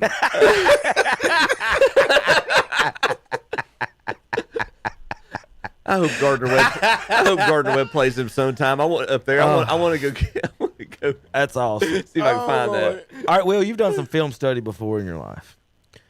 This is Texas A&M at Mississippi State last week. Now, number 5 does something extremely interesting on this play. I'm just going to ask you beforehand, guys. Do you think he knows the play? That's Mississippi, not Mississippi State, right? That's Oklahoma. That might Ole be Miss. Oklahoma. Yeah. Oklahoma and Ole Miss. That's the game David Potter was not pleased with my pick. Right. All right, so 5 here. Just watch this action. Tell me if he knew the play or not. He's lined up over center for folks on the radio. You ever seen that before? He's just waiting for him. He doesn't rush. He just turns straight right. Looks like a statue almost for a second. It's like the Statue of Liberty defensive play. He looked confused at first, but then no, he was just waiting for that running back to come back across the middle. Yeah, he done seen that on tape a few times. But my question is, why didn't he intercept it then? If he couldn't read get it there fast enough. If he moves instead of just standing there, like his feet are concrete right at the snap. First of all, he had to make sure that was the play. Okay. Because there's a few setups that come out of that. And he probably didn't want to jump it too soon because the quarterback wouldn't have thrown. Okay. They almost picked it off. No, he almost got there in time. How about good catch by the guy? Hanging on to it to catch that ball. But that was just crazy. He just stood up and was like, yeah, I'm going to wait on this. He's coming right to me. Yeah. That's it. That's where he had to wait for the next move. He was like he had no worry of the center touching him. He's one of 2 guards. He's waiting for that guard to clear. Okay. Right. That's so weird. That's what's so crazy about it. Like, he had no care. I really think that's what he was waiting for, that second move. Because he had no care in the world about what those 3 men in front of him were about to do. He just saw the he gap knew he had the when cross 51 coming in comes front through. of him. There you go. He knew what they were running. He knew he had the cross coming in front of him. That's great. Like, I've just never seen anybody just stick their ear hole in front of 3 blockers and not get nobody just touched him. Yeah. All right. Film study there, boys. Well, they were pass blocking. He knew they wouldn't. He knew they wouldn't come off. That was the first read he made. He knew they wasn't coming off the ball, so that's how he could stand up. He knew he had the cross coming, the cross stunt coming in front of him. He was just waiting for the guard to pull. He didn't want to step out there before the guard pulled. Is this the play of the week? world. Oh, that's crazy. Quarterback jumping over the defender and throwing it. Against his body. Best way to describe what you just saw for the folks on the radio is Ozzie Smith turning 2. Throw it, jumping over the guy sliding. Yeah. You should have seen. And throwing to the receiver in the end zone. Some of the highlights that Simone had last night. Your Bessemer's quarterback was channeling you on some of they had a great throw, and he threw one. Brian talked about it. He threw one against his body and just dropped it on a dime. I mean, I couldn't believe how accurate it was. No one apparently listened to it. No one tackled anyone in that game. Last week, we talked about Brian Kelly, and he didn't get fired after killing a kid, but he got fired after losing 3 SEC games. So I guess it does mean more in the SEC there, Tom. Well, he thought he couldn't win a national championship at Notre Dame, who was literally in the national championship game last year. So, I mean, guys like him, anybody who wants to criticize these players, these players transferring, just look at Brian Kelly. Look at Lane Kiffin. Look at who's the guy out at Southern Cal now? Who's the guy at Southern Cal? Sarkisian. No, Sarkisian's at Texas. I don't know then. The coach at Southern Cal, the guy that was Pete at Carroll. No, the guy that was Lincoln Riley. There you go. All these guys, man. He was at Oklahoma. Right, and he's at Southern Cal. So what I'm saying is these guys hop around like it's nothing, and now you want to criticize kids for doing it. Yeah. I mean, that's the cognitive dissonance and the hypocrisy. Give me a break, man. It's like your daddy on his second pack of smokes telling you, "Hey, man, say no to drugs." I mean, so here's the question. Donald Duck was my favorite character growing up, and this is the debate they're having right now. Is this Oregon Duck naked right now in the stands? I feel like I'm in. He don't have pants on. I feel like I'm in a Liberty Mutual commercial. Do birds need pants? He does. That's what does that duck need? Does he need pants? They have feathers. Well, here's the question. So, Fox posted it's a naked duck as the Oregon Ducks in the stands with some fellas. They got their shirts off. They got their pants on though, but he doesn't have any pants on. He looks like he's waving his pants. Well, the duck responded to the tweet. Y'all ready for it? Feed me. So, Fox tweeted, "It's a naked duck." He disagreed. I was wearing a hat. Oh, that's good. That's good. Oh, jeez. Well done. Oh, man. It's a naked duck. It's not a naked duck. It's a naked duck. I got a bandana and a hat on. What do you want? We can't let that guy announce any Elkin games. Yeah, he's gonna get canceled for sure. Next time Elkin, I won't even touch that. Next time Elkin plays Forbush, we're gonna he's dine. His career's done. So the duck was like, I was not naked. I had a hat on, officer. I was not naked. Hello, officer. If it had been naked, he'd seen his skin. You couldn't see his skin. You seen his fur. No, I'm just the ridiculousness of this conversation. It's college football. All right. Question number 7 today. Question number 7 today. Should you be allowed to wear camouflage jerseys? Absolutely. Why not? I don't know what the rule book says. You not blend in with the field? You possibly could. Yeah. I was just thinking. I just seen somebody play with camouflage jerseys. You got John Cena out there playing for Miami, right? There's Miami. And I've always thought, and teams do, NFL teams do it a lot. They color their end zones, like if they go, they color rush jerseys and stuff. That they'll do that, and that's fine, or whatever. But this one is kind of a little weird. The actual camo on the field. So I feel like the only people who should do that's like Army. I'll give you that one. I don't know why Miami would, but hey, what you think about that? Like baseball, it don't matter to them. Like the World Series, but like football, you're trying not to throw an interception. I think that should matter. People not normally wear thoughts camo. Well, this is I'm talking about during the game. This is fatigue. So there's a difference. That's digital. Yeah. So you got your digital fatigue, Army fatigue, and then you have camo, which is more like leaves and trees. So there's a difference in the two different materials. So they call fatigue camo. He's put way too much thought into this. my head hurts now. I'm not as smart as Will on this one. I'm sorry, y'all y'all hillbillies. We don't quite get that one. So, I got a couple more questions while we're at it. Should the football referees have some type of helmet on, like hockey referees wear helmets, being in the middle of the scrum, especially the middle guy? No, because they fight in hockey. Well, I know they're not the referees. The referees have to slide in there and catch them. They don't need helmets in football. They don't fight like that. Some of them dudes don't move. Will you? Like they just standing still, getting hit by these dudes. Like, get him a helmet or something, pink, something. So, we don't. They got the stripes. Then they're gonna start saying I couldn't see it because the bars on my helmet. I couldn't see that's that. What I'm saying. Get him a hockey helmet, not an actual football helmet. No, they're it's just clear. I just need they they can wear a bicycle helmet, Brock, like a motorcycle helmet. As well, I just want something to protect them. I'm feeling for the guys. I saw some guy try to ump a baseball game the other day. No, nothing. I got hit in the throat. I think I seen a clip of what last night. A ref was thinking he was catching or breaking up some kids. He actually tackled the kid.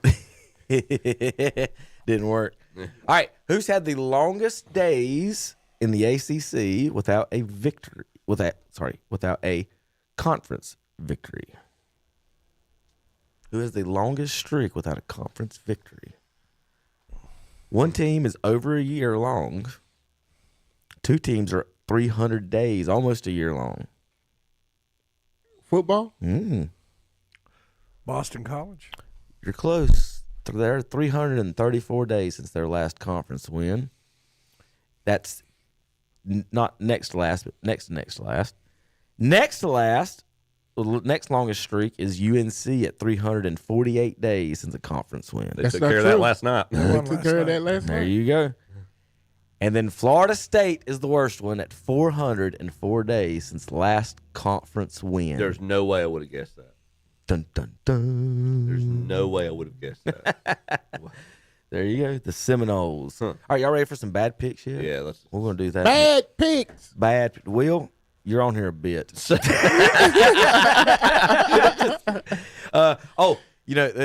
to comment on this? How about Texas A&M embarrassing the folks down there in LSU? Woo. Tom, you know where they wouldn't do this? Boom, North Carolina. Texas A&M. You let them dance on your field like that? I say that Coastal tried to plant a flag last week. And got the coach fired. We had to fight him. And got the coach fired. Yeah. All right, what's our stats looking at? Well, speaking of, how about this real quick? Matt Rule just got a 2-year an extension through the 2032 season. His buyout is $15 million. His record against AP opponents at Baylor and Nebraska is it's so bad. 0-18. It's so bad.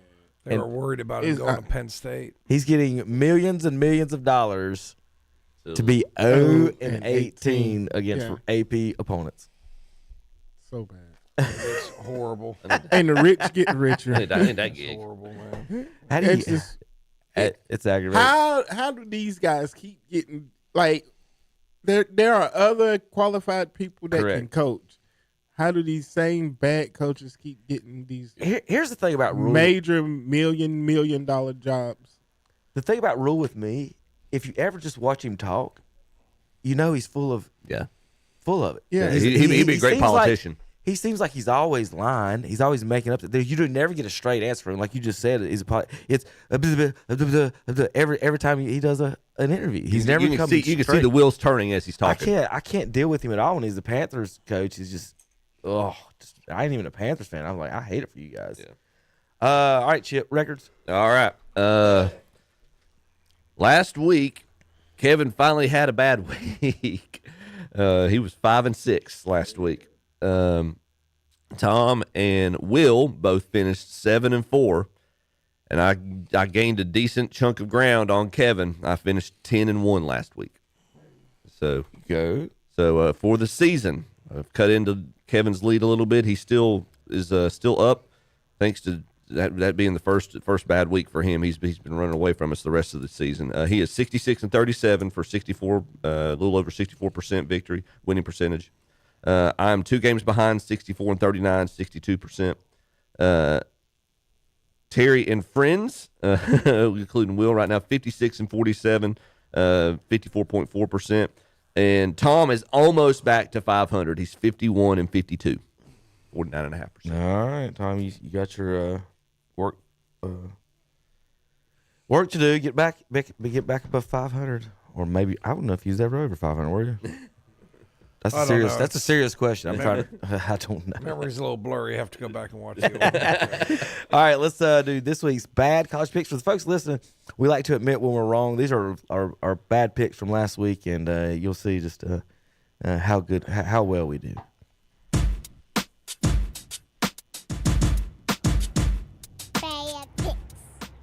I don't want to be on bad picks. You got to be nice and proud of your terrible picks. That's right. Man, who'd you pick? Oklahoma. Okay, Oklahoma. Tom? Oklahoma at home. I was going to take Toe Mater myself. Let's go Oklahoma Sooners. Mississippi 34. Thank you, David Potter. 36. Bad picks.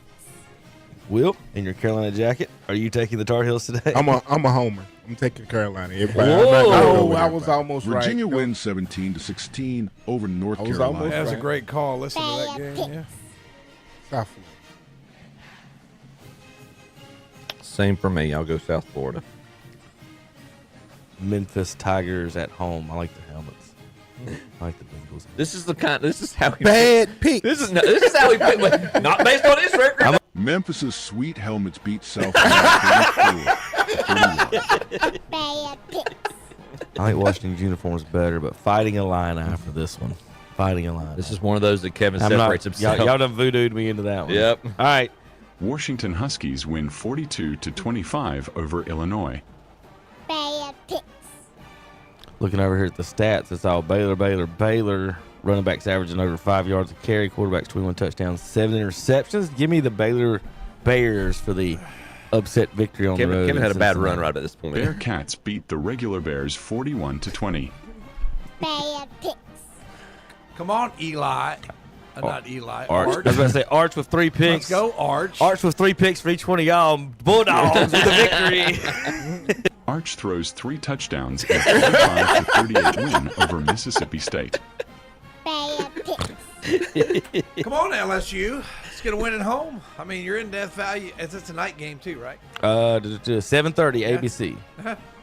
Okay. LSU. Well, boys and girls, ladies and gentlemen, it's better for ESPN and the SEC for the Tigers to win this ball game. That's not the more 1 and 2-loss teams are from the SEC, the more of the teams they get to argue get in the playoffs. So LSU can't lose another one right now. Texas A&M takes their first loss of the season in Baton Rouge. If not, Chip Kelly might get fired. No conspiracy. Texas A&M wins 49-25 over LSU, and Chip Kelly gets fired. Anybody take Kentucky on the flyer? I'll take him at home. Kentucky loses at home 56-34 to Tennessee. Bad picks.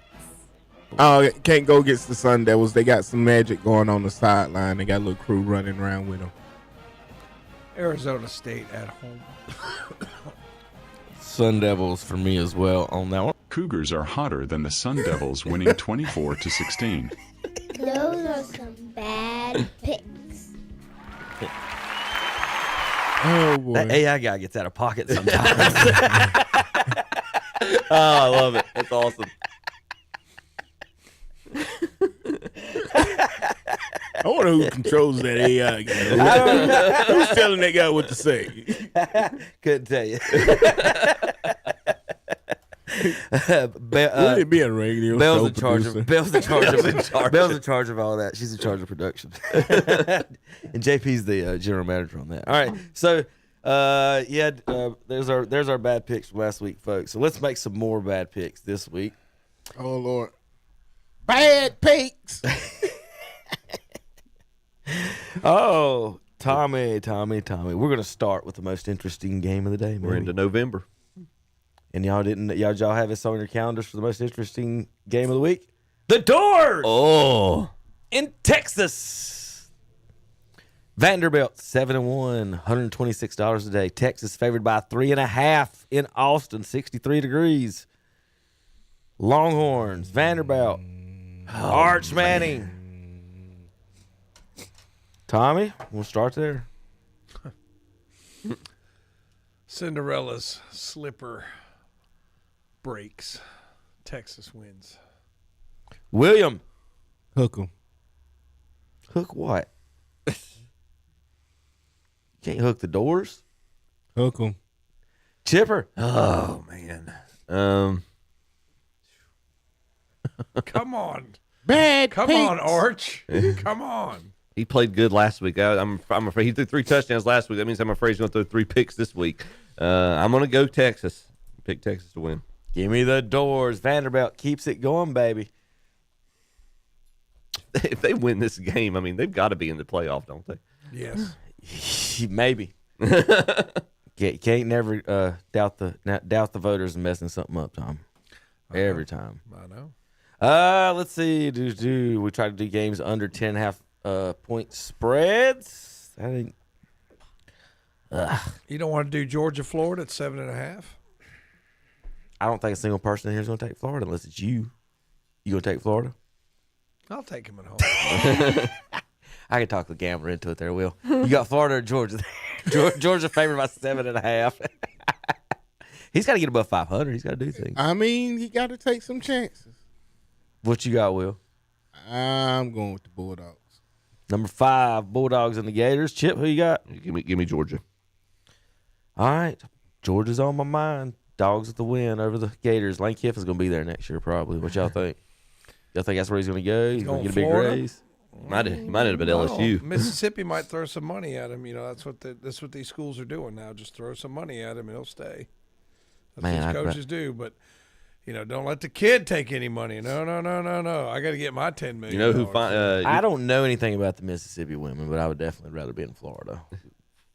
I would guess. Yeah, probably. Now, don't forget his daughter's boyfriend plays for LSU, so he could be transferring with them, or that he could be going to LSU. Just it could be a big family affair where they go. I don't think he's gonna be in Chapel Hill, so we'll go. Unless, hey, did you know? Listen, by the way, if you gonna do anything with Chapel Hill, you better do it this year. Do you know what the most popular Halloween costume in Chapel Hill was this weekend or last night? Jordan, what's her name? Yep, Jordan Hudson. All the girls are dressed up like Hudson, and then all the guys are doing Belichick. If you're a couple in Chapel Hill this weekend, that's what you dressed up as. Big, tall, little, small.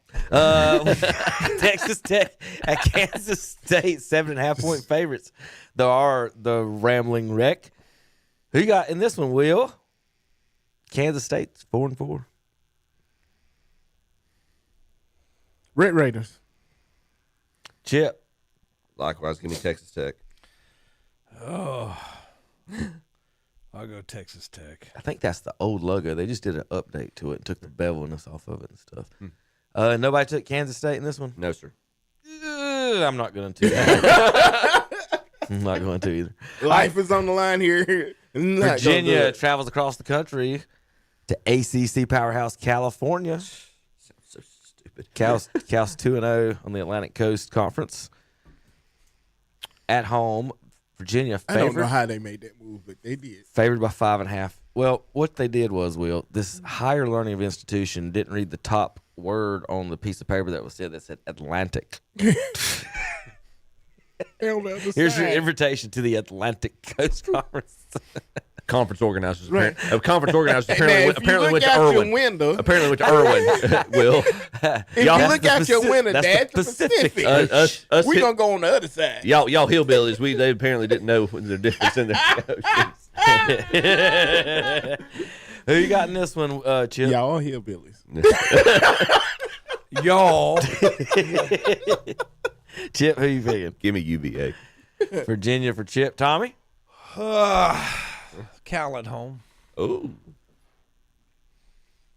Will. Virginia used it all up last week. It was That's, great. It was a it great might call. not be. You might not be wrong about that. Yeah, if you're ever cruising in your car on Saturday afternoon, 92.9, 101.5's got the game. So I listened to it, and you could just hear the announcers, like on that 2-point conversion, they were like, I don't think he got it. And was that Jones Angel? Was like, I don't think he got it. Yeah, you could tell. I think he's short. Man. Yeah. I'm gonna go Cal. I think they did burn the oil last week. I thought Chip would pick the Jack Nicklaus's. Give me the California Golden Bears. Yeah. He went to Ohio State. Yeah, but he's the Golden Bear. He's the Golden Bear. Yeah. Georgia Tech. How you not going to get a golf reference? Did everything I could. No, I know that. I know what the mascot is. I'm just telling you where he went, where the goat went to school. I even put on a brush tee for him. Georgia Tech at NC State. The Wolfpack, can they ruin the Jackets season? Was they playing with feather balls back then when you calling him the goat? Probably Bilotas. Well, I think you were in school. Oh, pretty sure I was. This is the type of game that NC State wins, is the one that they never do or should to knock off a team like this. Who picked first last one? Chip? Well, I think we're back around. Tommy, I'll let you go with this one. The Georgia Tech, 4.5-point favorites on the road at Carter Finley. You know, when the pressure builds on these teams, like trying to make a statement, this is a trap game. They're on the road. I still think they'll get a win, though. They'll get a win. This is like Vanderbilt and Georgia Tech are in similar situations. Yep. They're on a national stage. Good they're comparison. On the road and big one. Now, more so for Vanderbilt because they're actually an underdog on the road. But this is where everybody, eyes are on you. Yeah. Can you do it now? And Georgia Tech, okay, it's a challenge, but I think he'll get it done in Carter Finley today. William? I am. Georgia Tech. You said William. Chip, who you got? I want to honor Terry with this one, but I think the Yellow Jackets win this one. The Rambling Wreck take victory in Carter Finley. They'll probably win by 30. Yeah, by 30. Will, yeah. The Rambling Wreck from Georgia Tech. Now, this is so weird. I still ain't got used to it. SEC Oklahoma matchup of Tennessee. Oh, no. Oh, I'm staying far away from Oklahoma this week. Tennessee favored by 2.5. I hope David Potter sends you a mean text like he sent me at last home. week. I ain't scared of David Potter. $358. No, $2 for a ticket to this one. How much? $3.52 for a ticket. Again. Only $3.52. Oh no, $352. Oh. 7:30 p.m. Game time is in Knoxville. Chip, who you got in this one?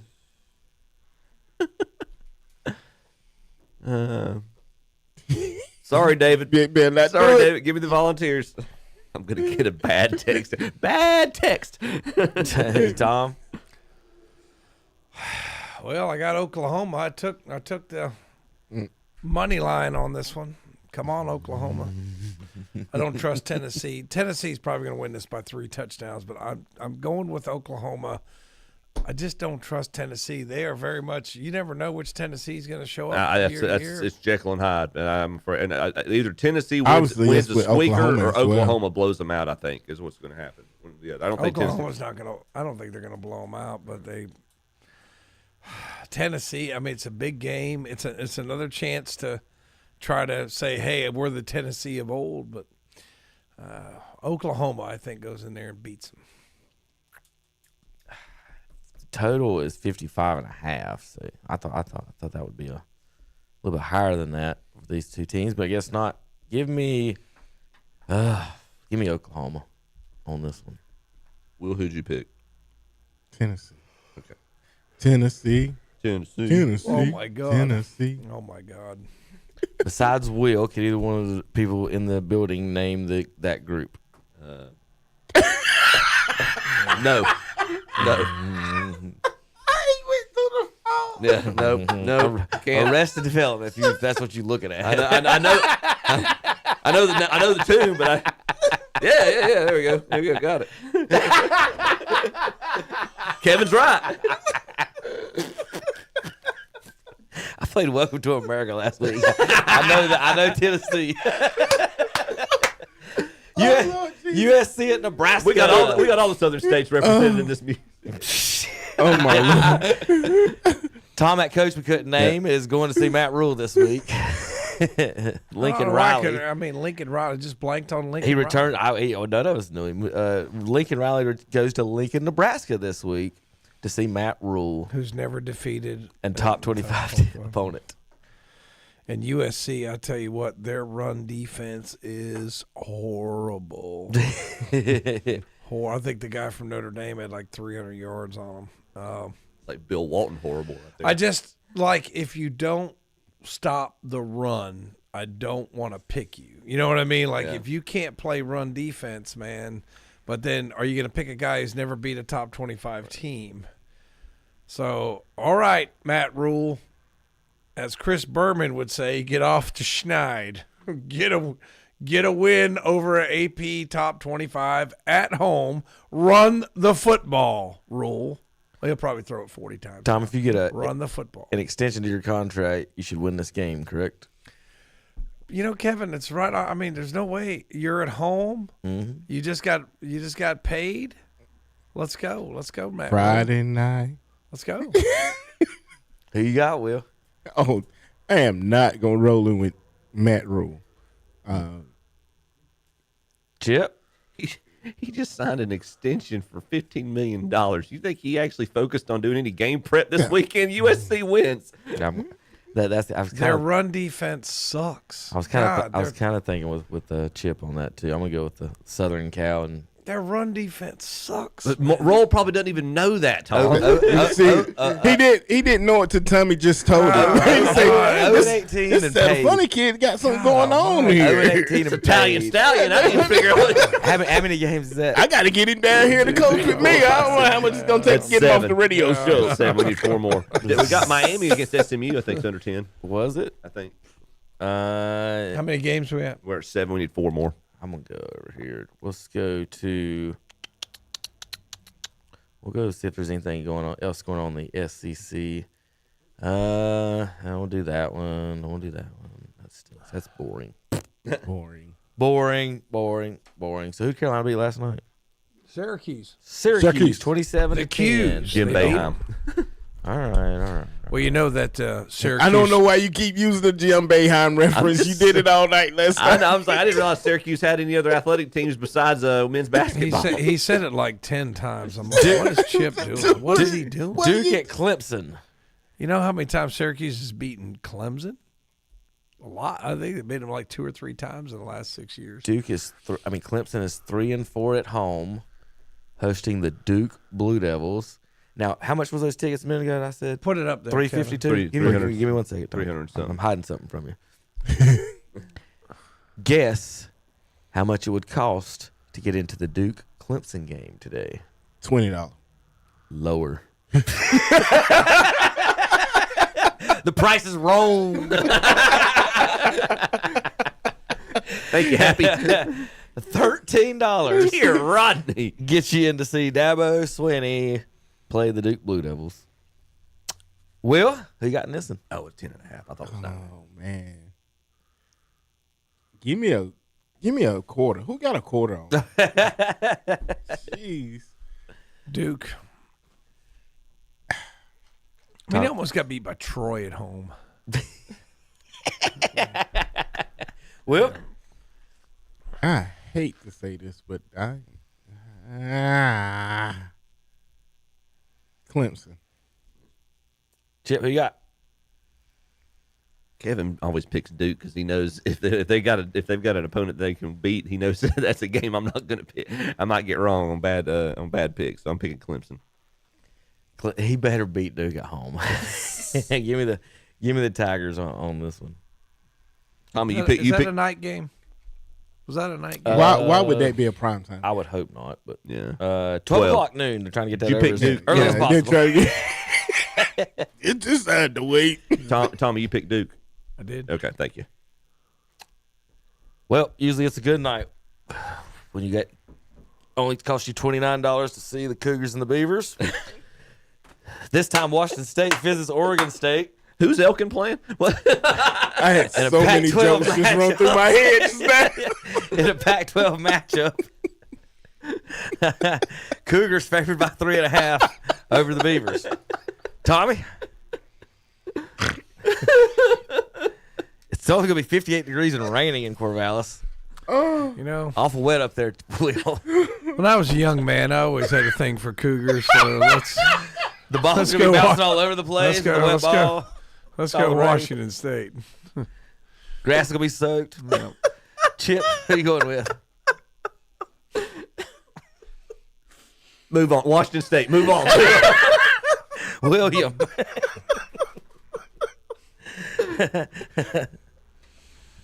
Well, the Beavers got beat by Appalachian State at home. Oh, Washington State. I'm going with the Washington State Cougars on this one in Corvallis with the upset. All right, Will. Beavers stay at home. Don't make it 4 across the board. Yeah. All right, there we go. How many more we need? 2 more? Something like. Is that 9? 7, 8. Yeah, we probably need 2 should more. go to Conference USA for something that's important football over here. No. Who's that playing this week? Y'all want to do Delaware and Liberty? Y'all know anything about that one? We'll go to the Big 12. Anything going on here? Yes, UCF and Baylor.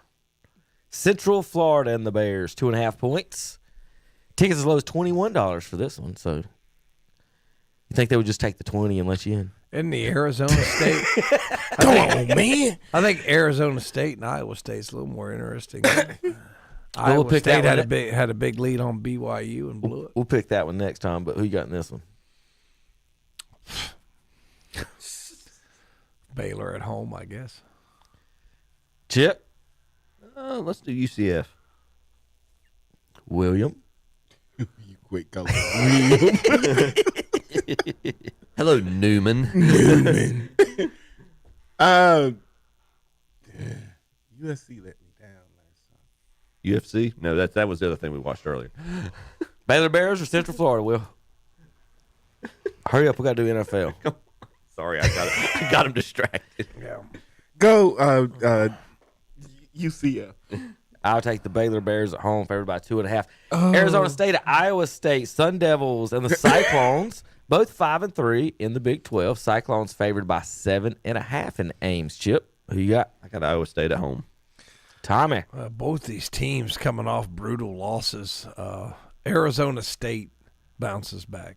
Will the Thrill. Why are we doing this game? 7.5 point favorites. Yeah, come on. Arizona State. We're testing your college football acumen. I think the coach for Arizona State pretty decent, but home team favored by 7.5. I'm going to take the Cyclones for this one. Is one more? No, that should be it. Is that 11? 5, 6, 7, 8, 9, 10. That's it. All right, folks. That's our college football bad pick, sure to be bad and wrong for next week. We will be right back on KDC Broadcasting. I think I picked the hardest game. Abernathy Chevrolet Buick GMC in Lincoln says today is the day we should reminisce for those who fought valiantly for our pride, honor, and freedom of our country. Our veterans accepted a responsibility to defend America and uphold our values when duty called. This veteran salute is from everyone at Abernathy Chevrolet Buick GMC, 1445 East Main Street in Lincoln. Online at abernathychevrolet.com.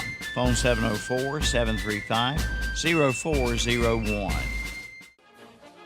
Our individual faith in freedom can keep us free. This Veterans Day salute is being brought to you by the City of Kings Mountain. Americans never quit. Americans veterans embody the ideals upon which America was founded more than 230 years ago. Some people live an entire lifetime and wonder if they have ever made a difference in the world. Veterans have lived the meaning of the land of the free and the home of the brave. This Veterans Day salute is brought to you by everyone at the City of Kings Mountain. The time is now, right now. Get to Today's Pro in Shelby and get ready for the cold winter weather ahead. Check out the line of gas logs. Today's Pro has a great selection to choose from. Plus, they'll install them in your home. And they offer great service, too. When the power goes out, your gas logs from Today's Pro will keep on burning. They do it all. Today's Pro, 1325 East Dixon Boulevard in Shelby. Open 9 to 5, Monday through Friday. Call 704-600-8393. Online at thetodayspro.com. Leaf season is here, and Boyd's Tire and Appliance and Boyd's Lawn and Garden and Clover are ready. You'll find all kinds of blowers by Echo and Steel, handheld and backpack blowers, gas and battery powered blowers, and mulching mowers too. Make leaf season easy this year with a trip to Boyd Tire and Appliance and Clover, featuring famous Gravely and John Deere mowers, along with a complete parts and service department. And coming soon, a new shipment of John Deere toys for Christmas. Boyd's Tire and Appliance and Boyd's Lawn and Garden, both at 124 South Congress Street in downtown Clover, online at boydtire.net. Join us for our live Sunday morning worship services on WHS. It's the Sunday morning worship service from Calvary Baptist Church in Shelby, and on WCSL, it's the Sunday morning worship service from First Baptist Church in Cherryville. Today, we salute all those who have served in our great country. Let's all take a moment to thank a veteran in our lives. This message is brought to you by Final Plunge Plumbing in Belmont. And also a special thank you to the families of our veterans. Your sacrifice is also recognized and appreciated. This Veteran Salute is brought to you by Final Plunge Plumbing, 503 Unit A, Woodlawn Street in Belmont. Call 704-860-5589. Online at finalplunge.com. And we're back on Saturday Morning Sports Talk with Kevin and the gang. They're watching. Shots fired. They're watching some basketball. What's up, JP? Hey. Hey. Oh. Hey. I got a couple of funnish tweets here we can go through in the NFL. Let's see. Peyton Manning agrees with me. I like that. We'll talk about that in one second. First, we're going to start with Terry Bradshaw's infinite wisdom he dropped. I don't know if you guys saw this week, Terry. Let's see. Wrong on. I love Bradshaw. I'm on the wrong. I love Bradshaw. Sorry, there's Chip. Hey guys, look at Chip. morning everybody. Morning everybody. All right, here we go. All right. Just keep that face up there. Let's see if y'all can figure out what he says here. But the thing that I would worry about more so in Washington is the other day I text Andy Reid and I got a text back. And I thought it was Andy Reid, but it was some guy selling pigs. But it sounded good. I shouldn't have told y'all that, so y'all would have thought I actually talked to Andy Reid, but I didn't.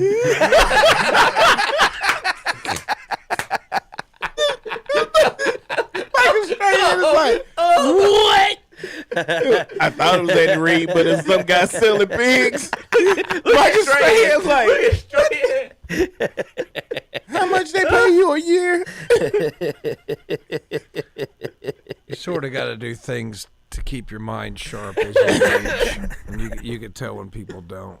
I'd pay money to see Terry's facial expression here. But the thing is, you just know that Terry Bradshaw talked to that pig salesman for a good 5-10 minutes. Like, he didn't be like, oh, wrong number. You sell tell me about pigs? the pigs. What kind of pigs you sell? I was trying to get Michael Strahan to buy one from you. My dad has a buddy who, and I think I've told y'all this, my dad has a buddy who worked for a limousine company. Yeah. It's all right. And he picked up Terry Bradshaw one time from the airport to take him to like a speaking engagement. And Bradshaw, we picked him up in the limo. Bradshaw didn't sit in the back. Bradshaw sat in the passenger seat and just chatted with the guy going back to the event and then coming back from the event and just said he was the nicest guy in the world, just down to earth, just so cool.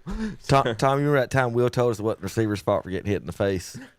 Peyton agrees with us. Kind of that side area, he'll go a foot zero, try to get you out. Oh, no. You can't. Yeah, I saw that, yeah. It cannot happen. God, it can't happen. That was off Debo's. That was another wide receiver screen. I like it. Get it out of your hand. And just Debo just tipped it up. Went off his hands to his face mask. Right to the defender.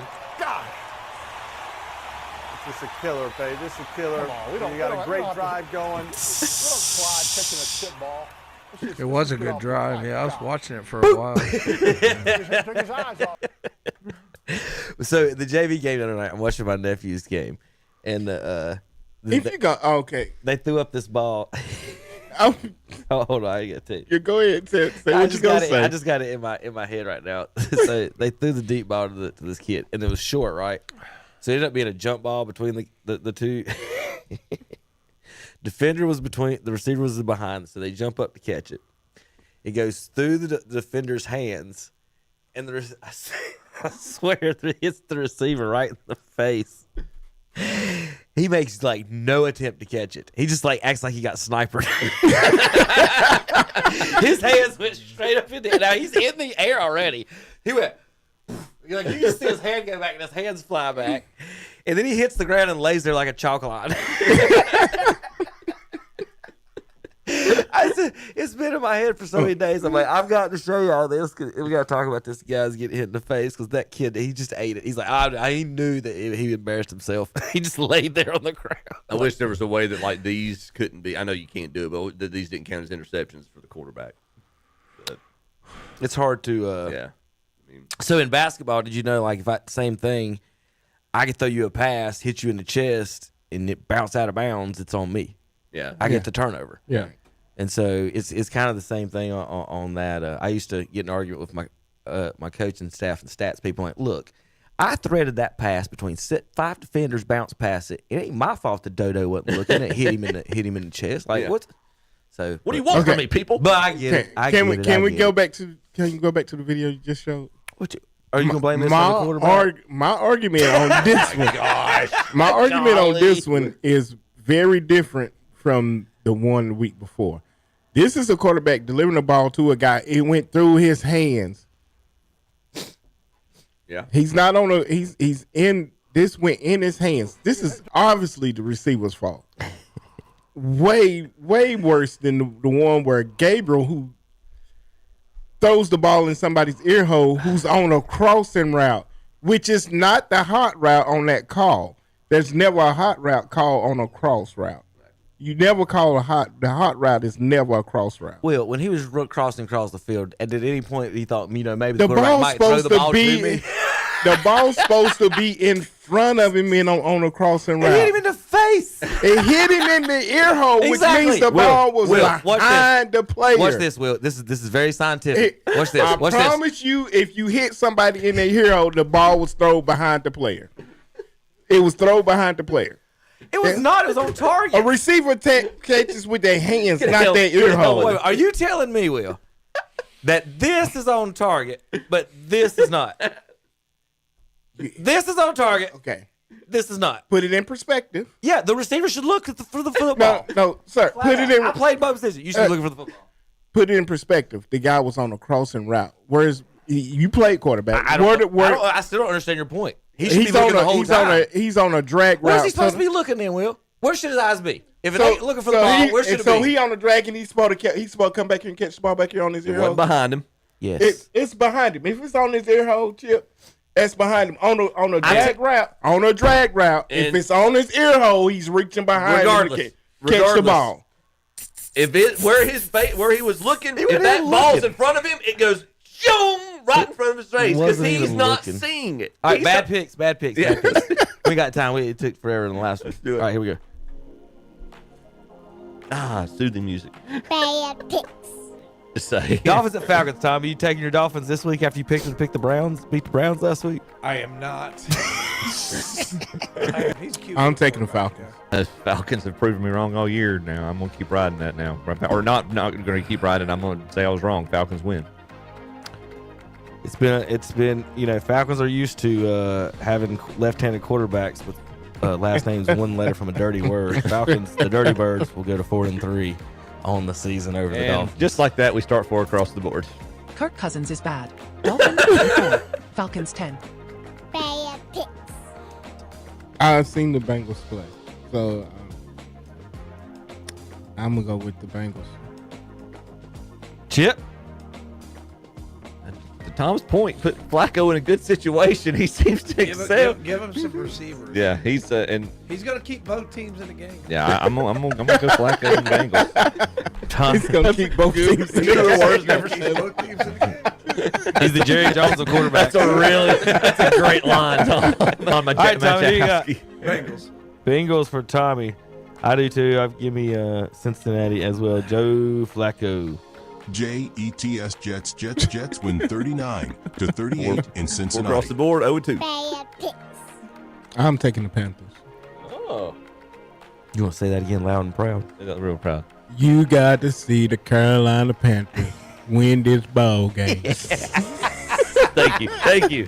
Oh, yeah, that's awesome. Yeah, Go Bills. timestamp that. Bills circle the wagons, winning 40-9 in Carolina. 49ers are hard to peg right now. They've been kind of treading water with the getting over these injuries. I'm gonna pick the Niners to win this game. Will? Can't believe I'm doing this, but I'm rolling with Mac Jones. Texans win 26-15 over Santa Clara. I'm going with the Saints get a win. Messed up the graphics there. Say it with your chest. The Saints get a win this week. No, the Saints don't get a win this week. Bucks 23-3 over New Orleans.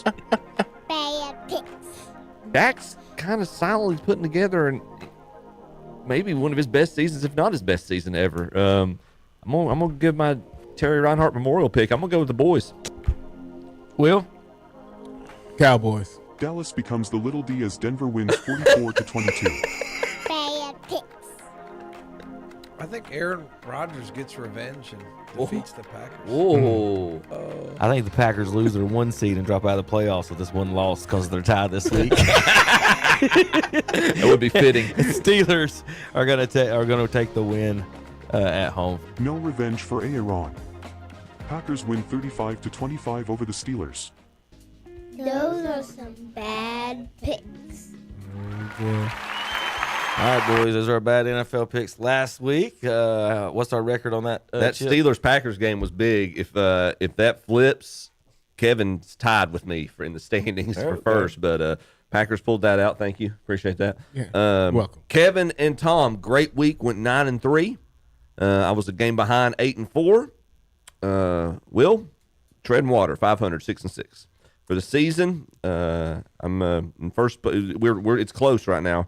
I'm at 74-40, 64.9%. Kevin's 1 game behind, 62-42, or excuse me, 2 games behind, 62-42.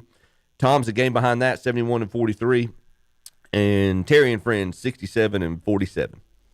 All right, Bears at Bengals. You saw a lot of points put up by Mr. Flacco. This week he's got Mr. Fingernail Polish comes into town.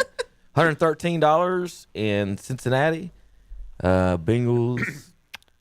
I really don't have too much else to say about that, I guess.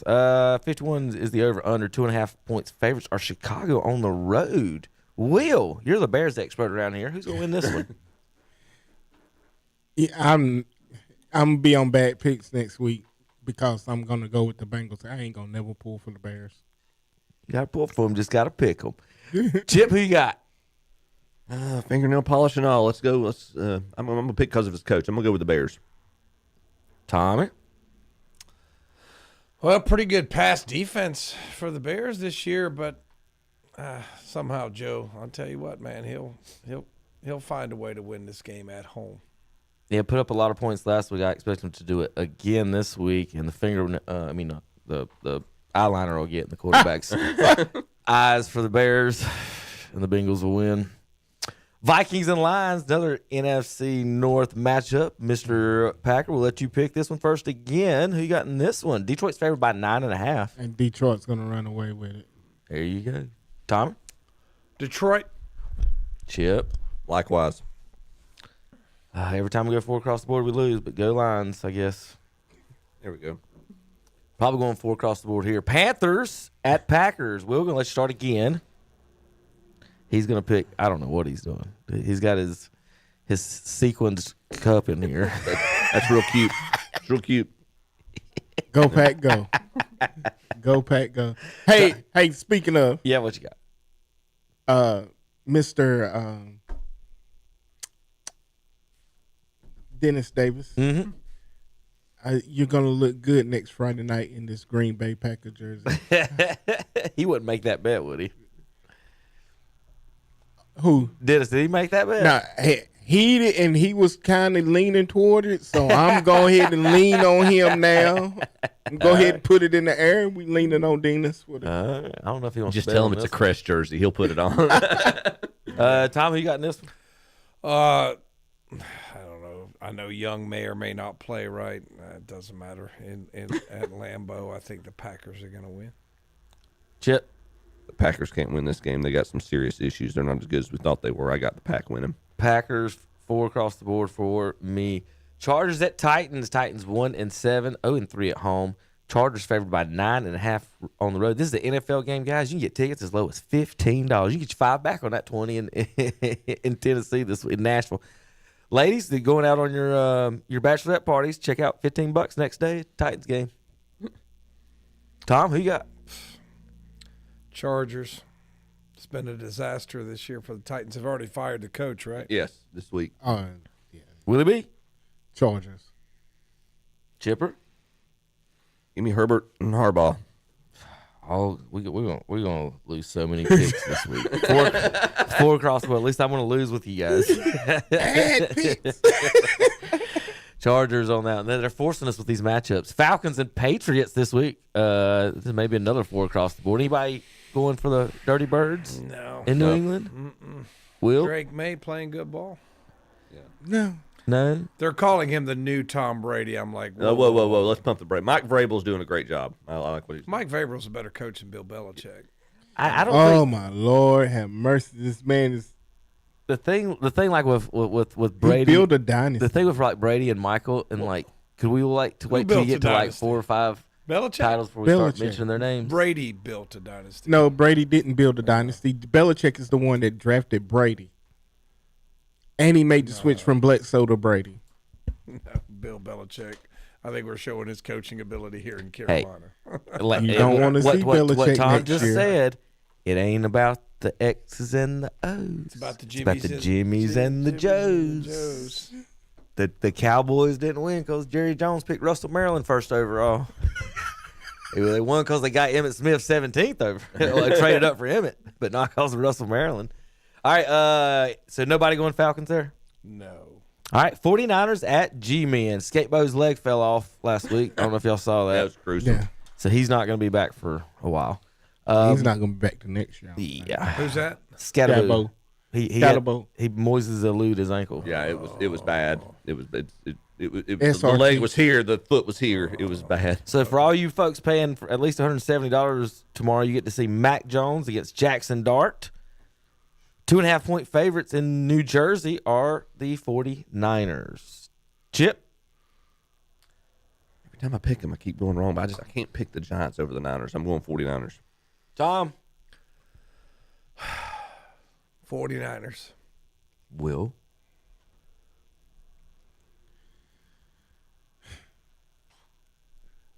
Jackson Dart. Giants. 49ers should win this one on the road. Colts at Steelers. Indiana Jones. It's Aaron in Pittsburgh. Rodgers. Steelers are 4-3, 2-2 at home. Indianapolis is favored by 3.5 on the road. Tommy? Let's go, Colts. Keep it going. Will? Jonathan Taylor's too much. Yeah. Colts. Yeah. Show that clip of that running play you showed us earlier, Kevin. I mean, Daniel Jones is not making mistakes, and Jonathan Taylor's just tearing people up. Yeah, I got the Colts. We've done this too many times. You better put the Steelers down for me in Pittsburgh. Aaron Rodgers in the game is going to pull this one out just because that's how it works. His own lineman's going to tackle him. He's going to be injured out in the second quarter. Let's see. We've got Broncos at Texans. Denver is the 5th best defense in the NFL, giving up 18.9 a game, and the Texans are number 1, giving up 14. You might want to take the under on this one. It's set at 40. You're Rodney. So the bettors thought the same thing on that one, Tom. Who you got in this one, Tom? I'll let you start it off. Let's go with the Broncos. Come on, Broncos. I don't know. Vegas might know something there, but somebody hurt for the Broncos? I think that's just a home team. Yeah. Look at the over under. Like I said, it's 40 points, so they're expecting a 20-19 game with the 1.5-point spread. I guess so. So low scoring game. I guess they give the home team. Well, I mean, home team gets 3 points at home, so that they're 1.5. If this is like they're an giving election, Broncos 1.5. Yeah, if this is an election, that 1.5 is still within the margin of error. Who you got, Chip? I'm going Broncos. Will? I'm taking the Texans. I've took Texas by every week this year with the number 1 defense, and they're 3-4. I'm gonna be on bad picks and go with the Broncos for this one. Jaguars at Raiders. Raiders. Wow. Neither one of them's pretty good. Raiders giving up 25.5 a game. Jacksonville's giving up 22.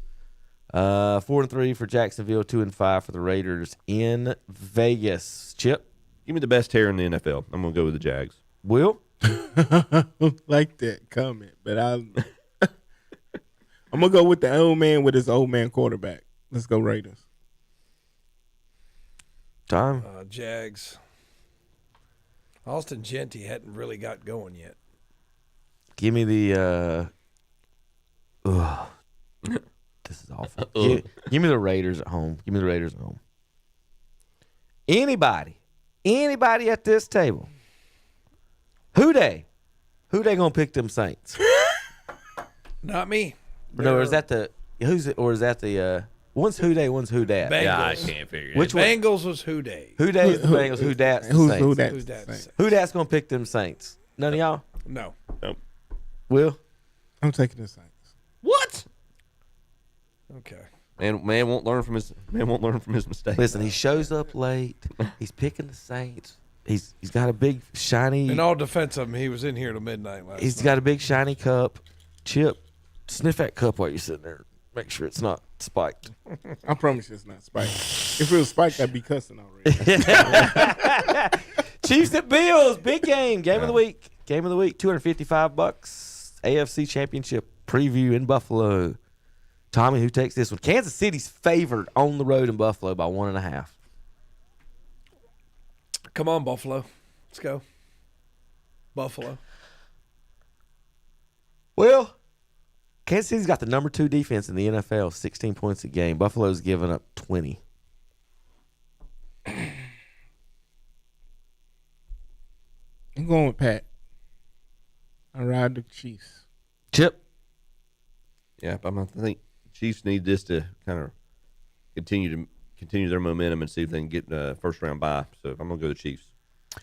I got Bills circling the wagons at home during the regular season over the Chiefs with this one. Victory for Buffalo. Why do the Bills circle the wagon? I don't know. That's what Berman always used to say. Because when you get beat. To eat grass. Yeah, you park the wagon and you rest, and they circle the wagon eating the grass. I just made that up. And you thought we didn't know that. The sad part is you thought you had to explain Somebody that you just might buy made that up. Somebody might buy that. I don't know. If you circle the wagons, you can see the enemy from all directions. Yeah, right, but I'm saying why is the Bills the Bills is a Buffalo? Because they lost 2 in a row. Why is it not the Cowboys? Why do the Cowboys not circle the wagons? Shouldn't the Cowboys circle the wagons?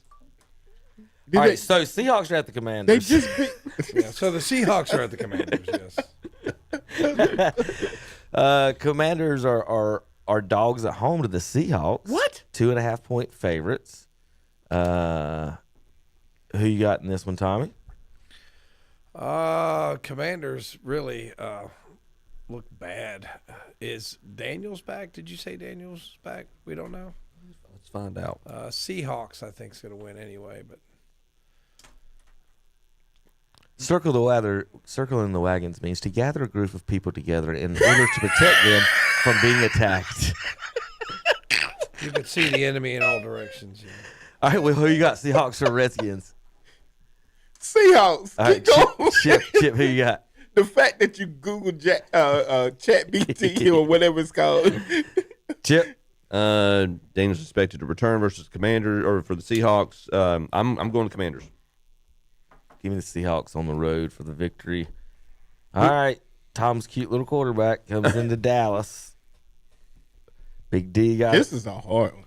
Big D got it from Denver last week. Monday Night Football. Cowboys host Arizona. Oh, it's Monday night. The Emmitt Smith Bowl. I like the Cowboys at home. Yeah. It's Monday night. Dax is going to shine. Look at his Monday night record. Chip? I liked Arizona at the start of the year, but they have underwhelmed. I'm whelmed by the Cardinals.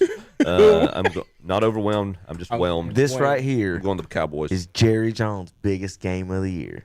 Monday night. He is so excited to come for Monday night. He ain't going to sleep this weekend. He's got so many reporters to talk to. Y'all know how many interviews Jerry's got to do this weekend? What do you mean he ain't going to? Dallas still going to score 40. They'll probably give up 42, but Cowboys with the victory over that little quarterback. He's still going to. He's going to fall asleep during the game. What do you mean he ain't going to sleep? Any other comments, guys, before we get out of here? When do the playoff seeds come out for football? Supposed to be tomorrow. Did you hear that? Did you hear that last night? They supposed to be working what? Apparently, North Carolina High School Athletic Association, when they wanted to push it back to Monday, and they got a lot of pushback on it because they were like, well, "We're going to have a busy weekend." It's like, you've got one job. Right. That's what you're supposed to do. So, yep, it's supposed to be tomorrow, so folks can check that out. We'll have buys and more. We'll have it all covered next week. We'll have some broadcast of some of the games, and we'll let the best we can do. Let you know Monday and Tuesday following KTC Broadcasting for next week's broadcast schedule. All right, guys. See you guys next week on the Shock Jock.